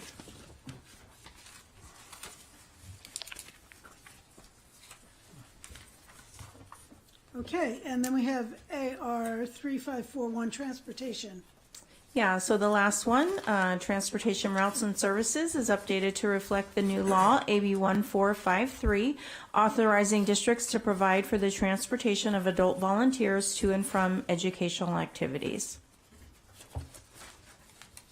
All right, so previously, when students went on a field trip, adult volunteers were able to ride on the bus with them. But it wasn't in actual board policy, Okay, so this is updating it for but it that. was happening anyway. Correct. Okay. Thank you. We are now moving, any questions on those board policies from anyone? I have a quick question. I want to make sure that nothing on the new policies that are being drafted based on the new laws, that there's anything being retracted or removed from the current policies. I just want to be careful that we're not, lowering the bar. No, these are actually updated to include all new laws and regulations, and these new policies are vetted and prescribed by California School Boards Association. So like the transportation one, we have the sample language, but we also have our own individual routes and mileage, that we transport. So we make sure we keep our own internal sections to those policies, but updating them to the language. So one of the things that we do, as you can see in the backup, is kind of cross out what we're crossing out, and then showing you in italicized what we're adding, so you can get a better picture of what is being changed. So just because we took away that toxic art supply doesn't mean that we're going to give the kids toxic art supplies. No. They will still be banned. It's a first reading. And this is a first reading as well. All right, any other questions? Okay, let's move to page 95, I2A, reduction and/or elimination of certain classified bargaining unit positions. Dr. Verde, anything to say about this? I think we've seen this before. Yes, ma'am, just kind of a bookkeeping item, and of course in consult with Chapter 410, these are the elimination of no longer needed vacant positions. All right, so can I have a motion on eliminating these no longer needed and vacant positions? I'd like to make a motion on this. Second. Motion by Mr. Johnson, seconded by Mr. Baugh. Call for the vote. Mr. Peden? Aye. Mr. Baugh? Aye. Mr. Johnson? Aye. Mr. Holguin? Aye. Ms. Smith? Aye. And we are now moving to, again, Dr. Verde, approve amended board resolution 2018-19-8, elimination of certain classified bargaining unit positions effective September 12, 2018. This particular amendment, Ms. Smith, is actually restoring 3 8-hour campus security officer positions just for staffing levels at our current school site. So they're vacancies, but they're being restored. So this is restoring some vacancies? Yes. Okay. So do I have a... Which ones? He said... Page 98. On page 3 98. 8-hour campus security officer positions. Yes. Okay.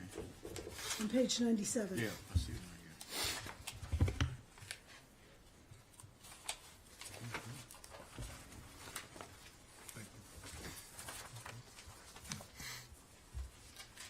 Can I have a quick question? Yes. Are these campus security officers, or are these employees of the Marino Unified, or are they sheriffs? No, these are our own people. These are our own people. They will be when they're filled. Yes, sir. Got it. Thank you. You want a motion now? Any other questions? Okay, let's have a motion on 1-2B. Okay, I2B. I'll make a motion that we move. Okay. Second. Okay, moved by Mr. Johnson, seconded by Mr. Baugh. Call for a vote. Mr. Peden? Aye. Mr. Baugh? Aye. Mr. Johnson? Aye. Mr. Holguin? Aye. Ms. Smith? Aye. We are now moving to J, comments from board members and superintendents. So let's start with our newest board member, Mr. Peden.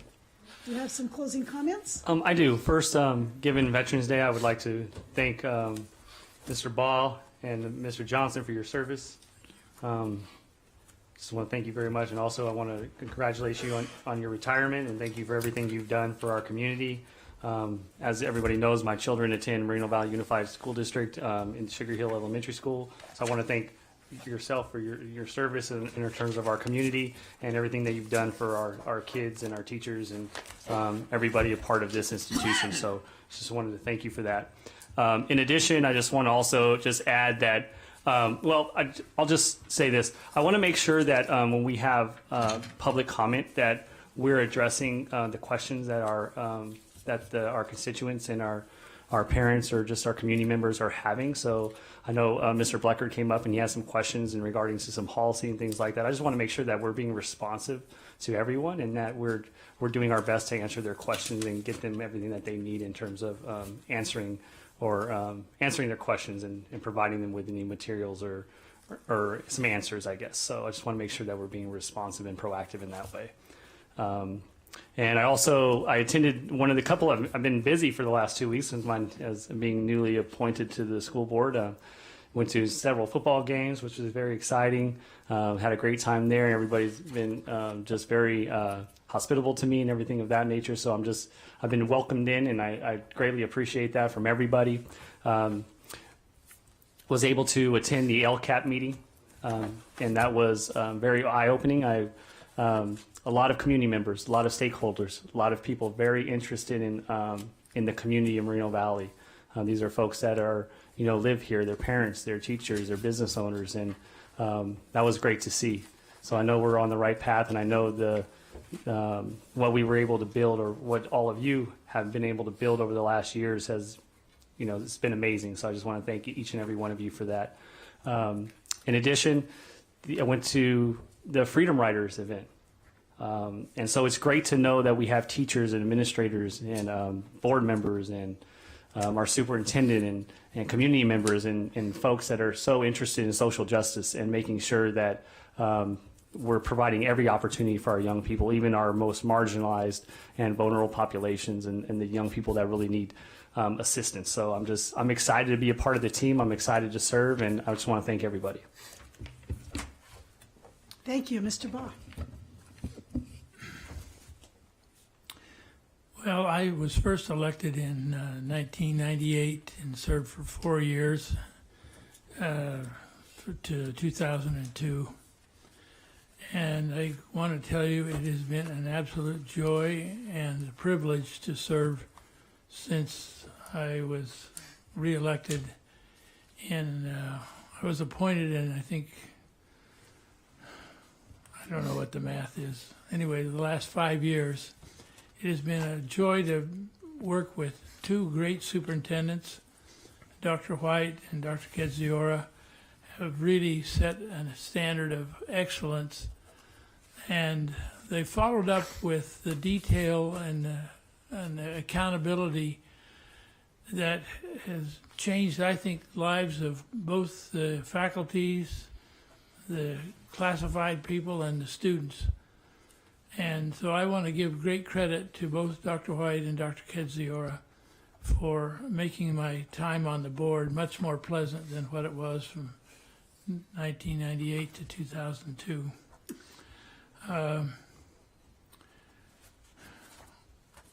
We have always emphasized that a teacher or even the janitor can make a difference in a young person's life. As we talked about the young man who had taken something and then got caught and had to repent, in essence. I remember when I was in junior high stealing a pair of athletic stocks from an Army Navy store. And my conscience got to me. I had to I rode a bike 5 miles away to take the socks back. We all do dumb things on occasion, and it is great that we have a district that will make a difference and say, there's another alternative that, rather than just kicking somebody out of school. And we have really emphasized that we want young people to come to school. We want them to succeed at school. We want them, if they do something wrong, to correct that and become a better student and a better citizen. I'm going to very much miss many things about being on the school board. I don't miss the late hours, but I miss the camaraderie we have as a board. What a great difference it makes when a board is together and has the same vision. And I don't apologize at all for 5-0 votes, because that's what we are here to do, to come together to make a difference for the sake of the students. The last thing I'd want to say is it is important to teach the individual to make a difference in an individual's life. We are not numbers. We are not 30. We are one. And as we make a difference in somebody's life, we make that person a better person. So thank you for the opportunity. I do have a question, Dr. Kedziora. On the 11th of December, do I have to come to the meeting and then step down when you swear in my good friend, or is this really it? This is really it. Okay. But I'm really sad about that. You can come. You can be here. Yeah. You know. Yeah. And you know, there's a chair. We'll have a chair in the front row. Well, Okay. He was hoping to sit here, and then they changed chairs. You know, you can't do that. Well, you could, but you know, I mean, it's absolutely fine. if you want to, I don't. No. I mean, I would ask the board president. You know, I'm going to ask her because I don't make that decision. She would. Yeah. I just know that Marcia is going to be a great board member, and I feel comfortable leaving the board with her replacing me. And so I will be here, but I'll be in the audience. And thank you very much for the privilege of serving with you all. And Dr. Kedziora, you have a great cabinet. Make sure you listen to them. They are a good advice to you, and I know you do. So thank you. That's it, my speech. Before we go on to Mr. Johnson, I would like to say that Mr. Holguin, who knows all things about the board, has advised me that your term officially ends the first Friday in December, which is December 7th. Oh, okay. But we will be happy to see you here. In the audience. In the Thank you very audience. much. Thank you. I just wanted to be sure. I was the one who was asking him to come back. I mean, I just made that up. You didn't have to go and check the rules. Oh, no, thank you. I appreciate that. See, that's what's so good about this board. I'm going to start with my Air Force buddy, Gary Barr. You can call me Colonel Baugh, that's fine. No, I'm not, I don't have my uniform on anymore. It's after, but I do want to say it's really been a pleasure working with you these last 8 years with me. We've done a lot together. We've campaigned together. I remember when you first came on board. We the board wanted you on the board, but some other folks had some other ideas. And then we went out to the community and we talked with them about you, and they voted and said yes, Mr. Gary Barr belongs on that board. And from there we formed a camaraderie, and we never looked back. Enjoyed every meeting we ever went to, every activity that we were involved in, everything that we've done together. Going to your house. Getting together, campaigning, then watching the results come in, and all those things, it all came back to me. I'm going to miss you. I'm going to miss working with an airman again. If you all don't know what that means, you know, I've been in the military for a while. He has, and it's been a pleasure working with another airman. So hopefully we'll get somebody who's a retired Air Force guy who will come back here and help me out like we try to help you. But all joking aside, we really appreciate everything that you've done. I took a look at some of the things that you did throughout the city. You've done quite a few. Your resume is very long. You worked in City Hall. You worked at the credit union. I tried to get some money from you. You wouldn't let me have it because I didn't have the right numbers.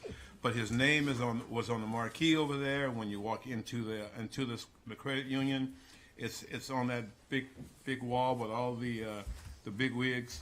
And in fact, I would even tell people, you see that name Gary Barr right there? He's one of my colleagues. So just want you to know how proud we are of you, and we wish nothing but the very best for you and your family. I tried to get you and Joan to go get a hop and then go to Europe, but Joan said, now you got some more grandkids at your house. So I'm sure you're going to be staying busy taking care of them. And if they come up like you, they're going to be some great kids. So thank you very much. It's been my pleasure working with you. Thank you. We had Irene Greenwald. Is that how you say Gruel? She was at Vista Del Lago High School. It was a pleasure. I mean, we learned so much from her in the Freedom Riders. Those of us that have not had a chance to attend one of her classes, please do so. And Dr. Katsura, I've got to tell you, amongst our colleagues here in open session, how much I appreciate what you and your staff did to get us, the district, involved with her and the group that she represents. Personally, I know my group that went with me to her class, we learned a lot. And when we brought that back to the district, that's making the district even better. When you see a young student come up here like we did tonight with his mom, and then we see the other kid who comes up and he told us about some of the things that we did, I think personally that's a result of the class that we were involved in, and it's because of you guys' foresight and knowing that we were going to all be benefiting from that. So thank you all for that. Continue sending our people, because knowledge, you can't beat knowledge and experience. Because once I think educators find out backgrounds and things that students have gone through and what they go through at home. See, it's easier for the bell to ring and everybody goes home and we get into our cars and we go home and we think everybody lives the same type of lives we do. They really don't. And so when you go through that class that she teaches, you really find out how other people live. And I think it gives you a sense of pride in what you're doing, helping them. And I think because of that, our teachers really do a great job reaching out to all of our students, and especially those that really need the help. So that was a very, very good seminar that we went to. And then I'm going to close with, it took me a while to find this one, something about retirement. And this has to do with my buddy, Mr. Barr. Retirement's the most wonderful thing. You get to enjoy all the things you've never stopped to notice on your way up. After an extraordinary life, it's time to enjoy your retirement. That's kind of simple, and that's by Patrick McNee, the actor. So I mean, it was hard to find something that I thought would suit you. So that's yours. Thank you. Congratulations. Thank you. I'll give you some of my minutes too, by the way. Oh, really? So how many minutes do you have? Okay. Officially, you have 3 now. You had 2 of yours, now you got 1 of his. Well, recently I was telling one of my friends that also was leaving a different school board that it's so difficult to let go. And I'm sure you feel that way in certain aspects, but not all. You said earlier you're not going to miss the late nights. But for sure, I'm going to miss you here. And it was an honor working with you, and I hope this is not the end of it. I hope we can work together in some other project in the community, because I always learn from you. Every single time you're sitting at this table, or every single time we attend an event together, and you say something, even when you speak very little because you don't want to be in the spotlight, what you say is very valuable, is very important. And so I learned a lot. And I've been sitting here for 16 years, and you were here when I came, and then you left, and then you came back, and I was so glad that you came back because I knew the learning was going to continue with your leadership and your thinking, your wise thinking, and all your advice and your opinion. And so I take that with a lot of respect. So I want to say thank you for everything that you have done for this community, everything that you have taught me over the years, and it's just been an honor working with you. And again, I hope that continues somehow. I want to mention about one of the students that Canyon Springs High School student mentioned about the students having an opportunity to sit with Dan Rather at the event that we had at the Riverside Convention Center. And I want to say thank you, Dr. Katsura, and your team for bringing the group of students from Miranda Valley to sit with Dan Rather. And I think it was a good session with him. There were, I don't know how many students, 40, 50 or so, and most of them were from our district. So I'm glad that there was that opportunity and they took it. So thank you for making that happen. That doesn't happen every day, and people like Dan Rather are not around every single day. So that was unique, and I'm glad that happened there. I've read half his book so far. It's outstanding. Yes, and I think it was a great event, and the students opened having a kind of like a private session with him, so it was great. The visual and performing arts, we talked earlier about it, and in our programs keep excelling every single day. And we had an opportunity to go to the RCC concert hall in Riverside and listen to the Miranda Valley High School chamber singers, and they sounded just outstanding. It was just amazing to hear that group of students there in that particular concert hall. It was just amazing. So congratulations to that choir and the choir director, because she's doing an amazing job, and the students are enjoying it. You can see in their faces when they were singing there, performing. It was just amazing. Great representation there from the Miranda Valley Unified School District. Several schools had the college nights. I was able to go to Valley View High School's college night, and representatives from the UC system, from several campuses, and opening their, giving information to the students and the parents. It was a very simple setting, but it was great. It was enough people there so the students and the parents could talk one-on-one with the representatives. So thank you to Valley View High School for putting that together, the principal and staff. Dr. Katsura, I really like the way you did your telephone town hall this time, because you didn't really take a lot of time talking about one topic, but you open it to the public or to the community to ask questions. And I think that was very valuable time for the community to connect with you and with the district. And you mentioned you answered 19 questions. I believe that's what it was. But I think that was great that it was their time and you had enough time to answer those questions with a lot of great explanation and great examples and all that. So I really like that format. So thank you for doing it that way. So I listened to you, okay? Just wanted to make sure you knew that. I want to say thank you to all the sites, all the schools that did any kind of activity on Halloween night for a couple of reasons. One is because it was a way to keep the students in a safe environment that night, because there was a lot of traffic, there was a lot of people driving crazy around. So for the students to be at the school with a lot of activities that in many cases they created themselves, they designed themselves, I think it was a great night. It was very safe. It was fun. I was able to go to Miranda Valley High School. It was a lot of fun. There was a lot of people there. So I just want to say to whatever sites had it that night, I think it was a great idea to do it that way. I can't wait to see what happens with Valley View High School water polo team, whatever is next. I think it's going to continue in the right winning path. So we're going to keep an eye on that and see where it goes. I want to thank you, Dr. Katsura, again for giving an opportunity for people in the district to attend the Safe and Civil Schools Conference. I think it was great information. for those who attended, great material and great practices to bring back to their schools.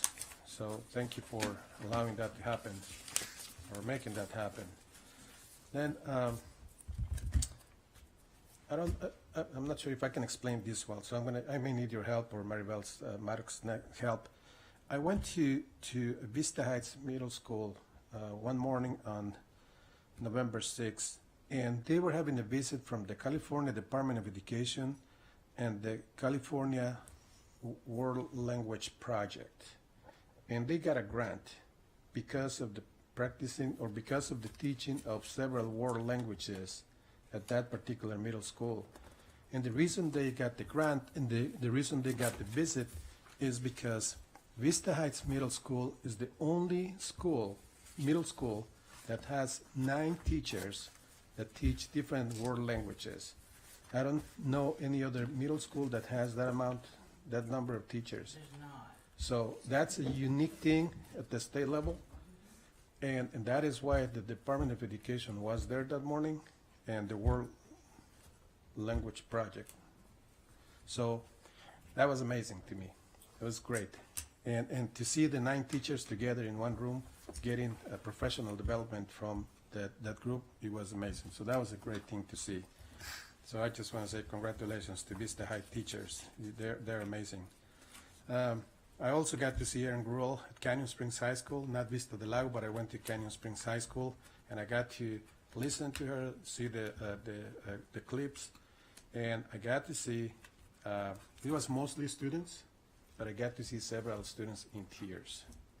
And that was very, very emotional because her story, the video clip that she showed really touched the lives of students, and I could see several of them going to her, hugging her and crying, and so I know what all of you are talking about. About Erin Gruel is just an amazing individual that is bringing a lot of great things to our students, ourselves, our minds, and the Freedom Riders, along with the Footsteps to Freedom, and those of us have the opportunity to go to those 2 activities, demonstrate the district's encouragement to looking at issues related to diversity, to equity, to social justice, and in a very positive way. So we're lucky that we're doing those things, and so thank you, Dr. Kizera, for making those connections, for making that happen, for involving people, because that is truly making a difference in our community, and I just cannot thank you enough. And then lastly, congratulations and thank you for your service, both of you. And we were at the ceremony yesterday at City Hall, and one of our groups of students, Vista del Lago High School Jazz Band, was there providing some entertainment, and the Canyon Springs High School Color Guard was there too for the salute, for the flag salute. So a lot of things happening in the district still, again, in the positive way. So very proud to serve here. Thank you, Gary, one more time, and looking forward to the next meeting with our new set of board members and continue serving this district and serving all of our students and the best way we can do. Thank you. Thank you. I'll keep my comments brief. I would like to say congratulations to the Valley View High School boys water polo team for winning again 2 years in a row. Just the idea of it is very exciting because I know some people that didn't come back. They had some seniors that graduated, and I know another young man who is a senior this year, but he felt like he couldn't make the time commitment to be on the team again. But despite that, they won again. So that's really great. I was with Mr. Hogan at Canyon Springs to hear Erin Gruel. Many of the stories of her students are also the stories of our students. The reason students were touched by some of the stories that they heard was because they have experienced those things in their lives. They have been homeless. They have been in homes without parents. They have been in various situations that sometimes we as a board hear about that everyone doesn't know about. But we have kids in difficult situations in our district as well, and that's why they relate so well to her and the stories of her students. I also was impressed with all the stakeholders that came out for the LCAP. The company that gives us bikes for attendance was there. Who was that? Horace Mann. The Horace Mann guy was here. Adam Swanson. So we appreciate his coming and all of the support of everyone in our community that supports our students.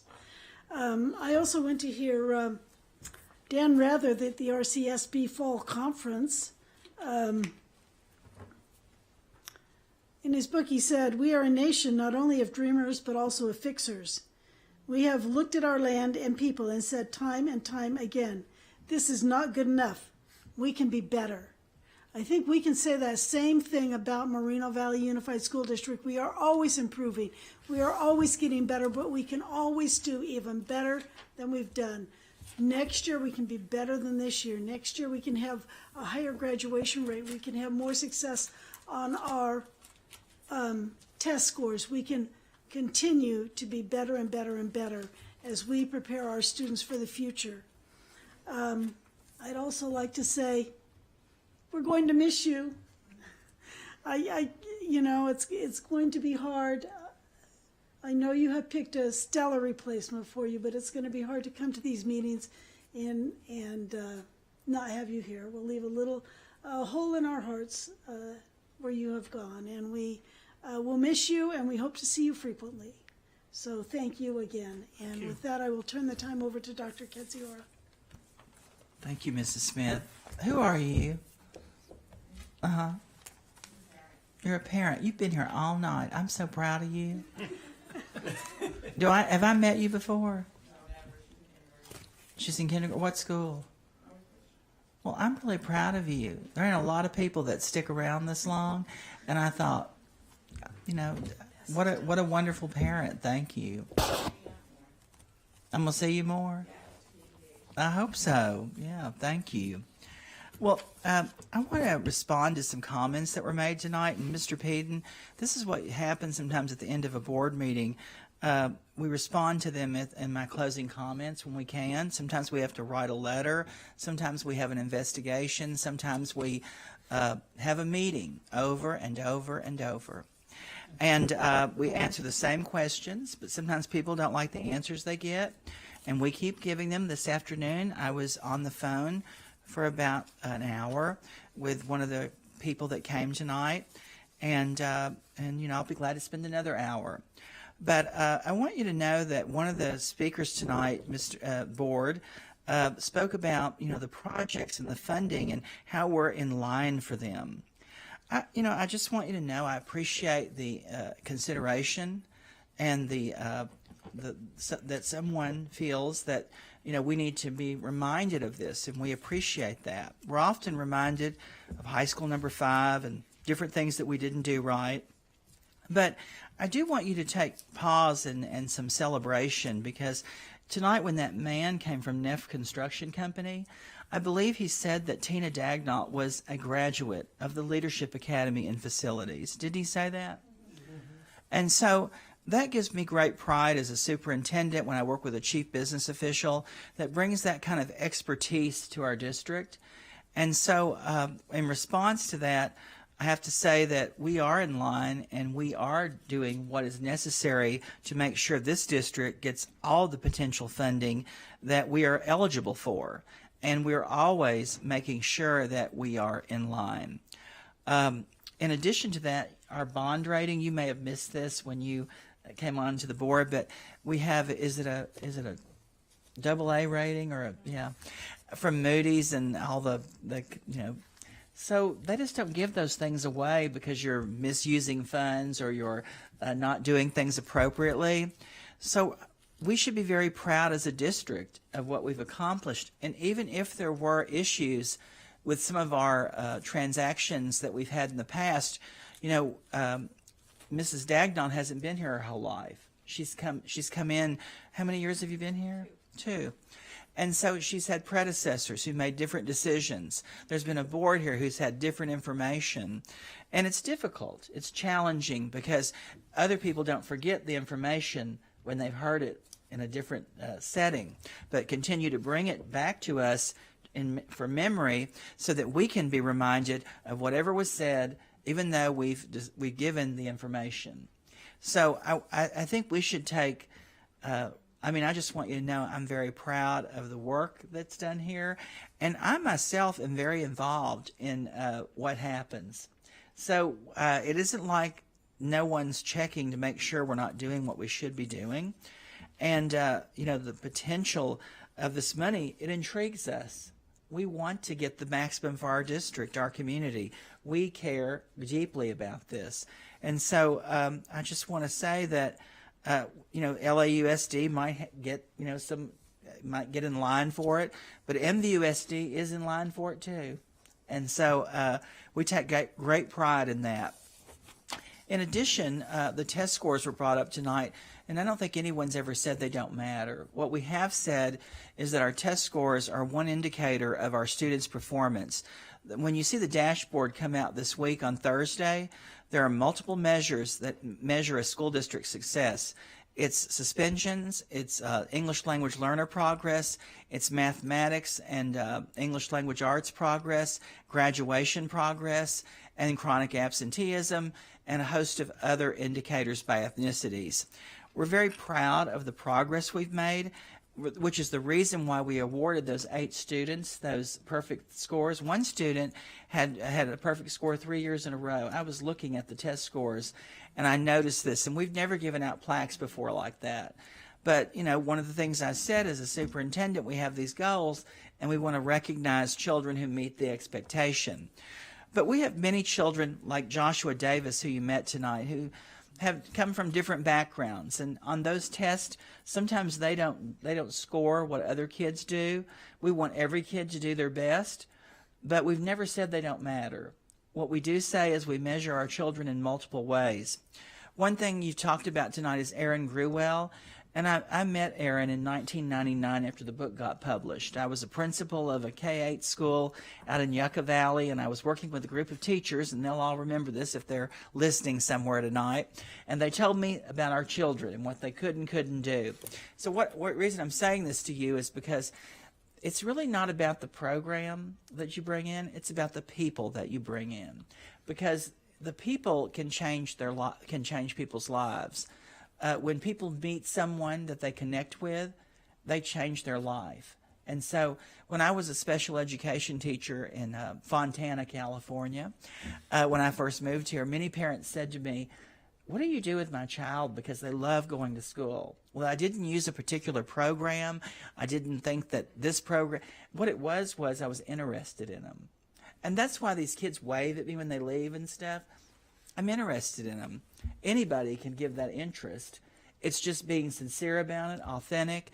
And so I just want to say, we are out there. I was in 3 high schools this morning encouraging students and telling them how proud I was of them and that they can too, do certain things. So it isn't like we say something doesn't matter. We believe it all matters. But I just want you to know when the dashboard comes out this week, on Thursday, you're going to be really proud of what's happened with our graduation rates. I can't publicly say what they're going to be right now because I'd be in trouble, and I'd hate that.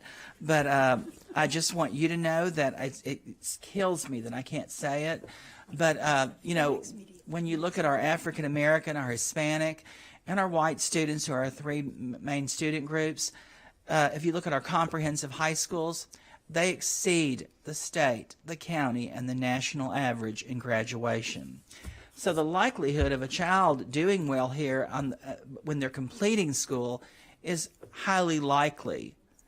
Maybe their test scores don't always move along with them because they come with different inhibitors, but they do make progress, as evidenced by some of the programs you see tonight: chess, Legos, speech.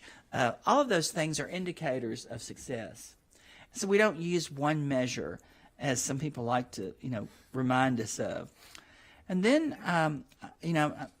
and we had all these comments tonight. So 3 of them were about music changing lives, so they were answered. And one of them was the wonderful gentleman who came from Neff Construction Company, who is paying money for that student to work with them. And so there were comments made about us not being responsive to a scholarship or an internship with certain people. And that may be because we have to be very secure in wherever we place students. And they are partners with us in our district. They are building our schools, our facilities. We couldn't ask for a student to be with better people. So we do evaluate it.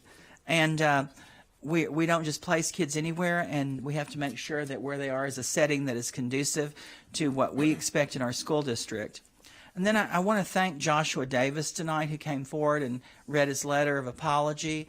He didn't know I was going to do that, and I wanted to recognize him here because I want the community to see that we don't just punish students. We coach them to be wonderful people.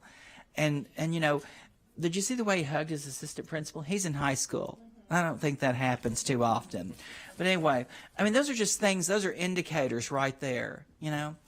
And so I want you to know that I hope that you'll go to the water polo, the regional, these are the regional finals. And they're at 2 p.m. on Friday at Ocean View High School in Huntington Beach. Because you will see something with water polo. I mean, y'all, I'm not athletic. I don't know anything. But I'm watching these young men out there. I mean, Claudia, you were there. Her son played water polo. I mean, the talent is just unbelievable. Just treading water, paying attention, strategizing, you know, and the coaches they have are just the best. So you know, it's. I mean, I loved it when they beat Tustin. I want y'all to know. I looked at all those people and I thought, yeah, this is what's happening today. And so, and they don't like it. They get mad when they lose. And I was sitting with a group of them at first. Chris and I were there, and I said we need to move because something's going to happen, and I don't want to embarrass anybody, because you know. But then I wanted you all to know that.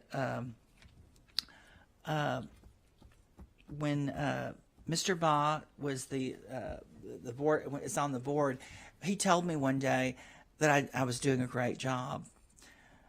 I mean, he doesn't like give praise all the time. You know, he's usually telling me what's wrong with this, what's happening with this, why.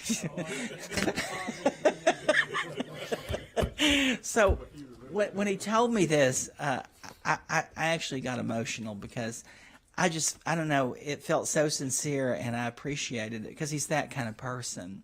So I just want to tell you how much I appreciate you and what a great job you've done, and how we are all better for having had you. And we know you're still part of the community. And I just want to thank you for, you know, you said that you worked with 2 great superintendents, but since I've been here, I've had the greatest board, and you know, I've gotten to work with some great leaders and people that give so much to our community, and it's quite an honor. I was telling someone today where I was at, you know, about the board relationship, and I said, you know, we're fortunate because we get along. You know, we listen to each other, we listen to understand, we know our why, we have good manners, we intend to be successful and collaborative, and we have fun. And we can laugh at things. So, you know, in those 11 commitments, I was saying, those are part of who we are. And then, as I mentioned, I want to wish everybody in the district, you know, Thanksgiving's coming up, so I want to wish everybody a happy Thanksgiving. But I also want to keep Superintendent Hanson in the Riverside Unified School District. I would like to ask you to keep his family in your thoughts and prayers, and to when you go home tonight, you know, tell your kids you love them and your family members, and hug them a little tighter, and say to them how much they matter to you, because they need to hear that often, and sometimes kids don't get to hear that often enough. Thank you, Dr. Katsiora. With no further business to come before the Board of Education. Wait, did you want to say one more thing? One more thing, and I apologize. I'm sorry, I haven't said adjourned yet. I hope y'all come tomorrow night to Canyon Springs High School, because Dr. Cooper is going to be there, and she's an alumni of our school district. She went to Midland, Sunnymead Middle School, and Canyon Springs High School. She told her story at Wake Up Moreno Valley, and she's going to be there tomorrow night at 6:30 in the theater. And this is a town hall meeting on mental health, and she's a psychiatrist, and I just hope you'll all be there. Thank you. Thank you. With no further business to come before the Board of Education, the meeting is being adjourned at, not quite 10 o'clock, 9:58. Thank you.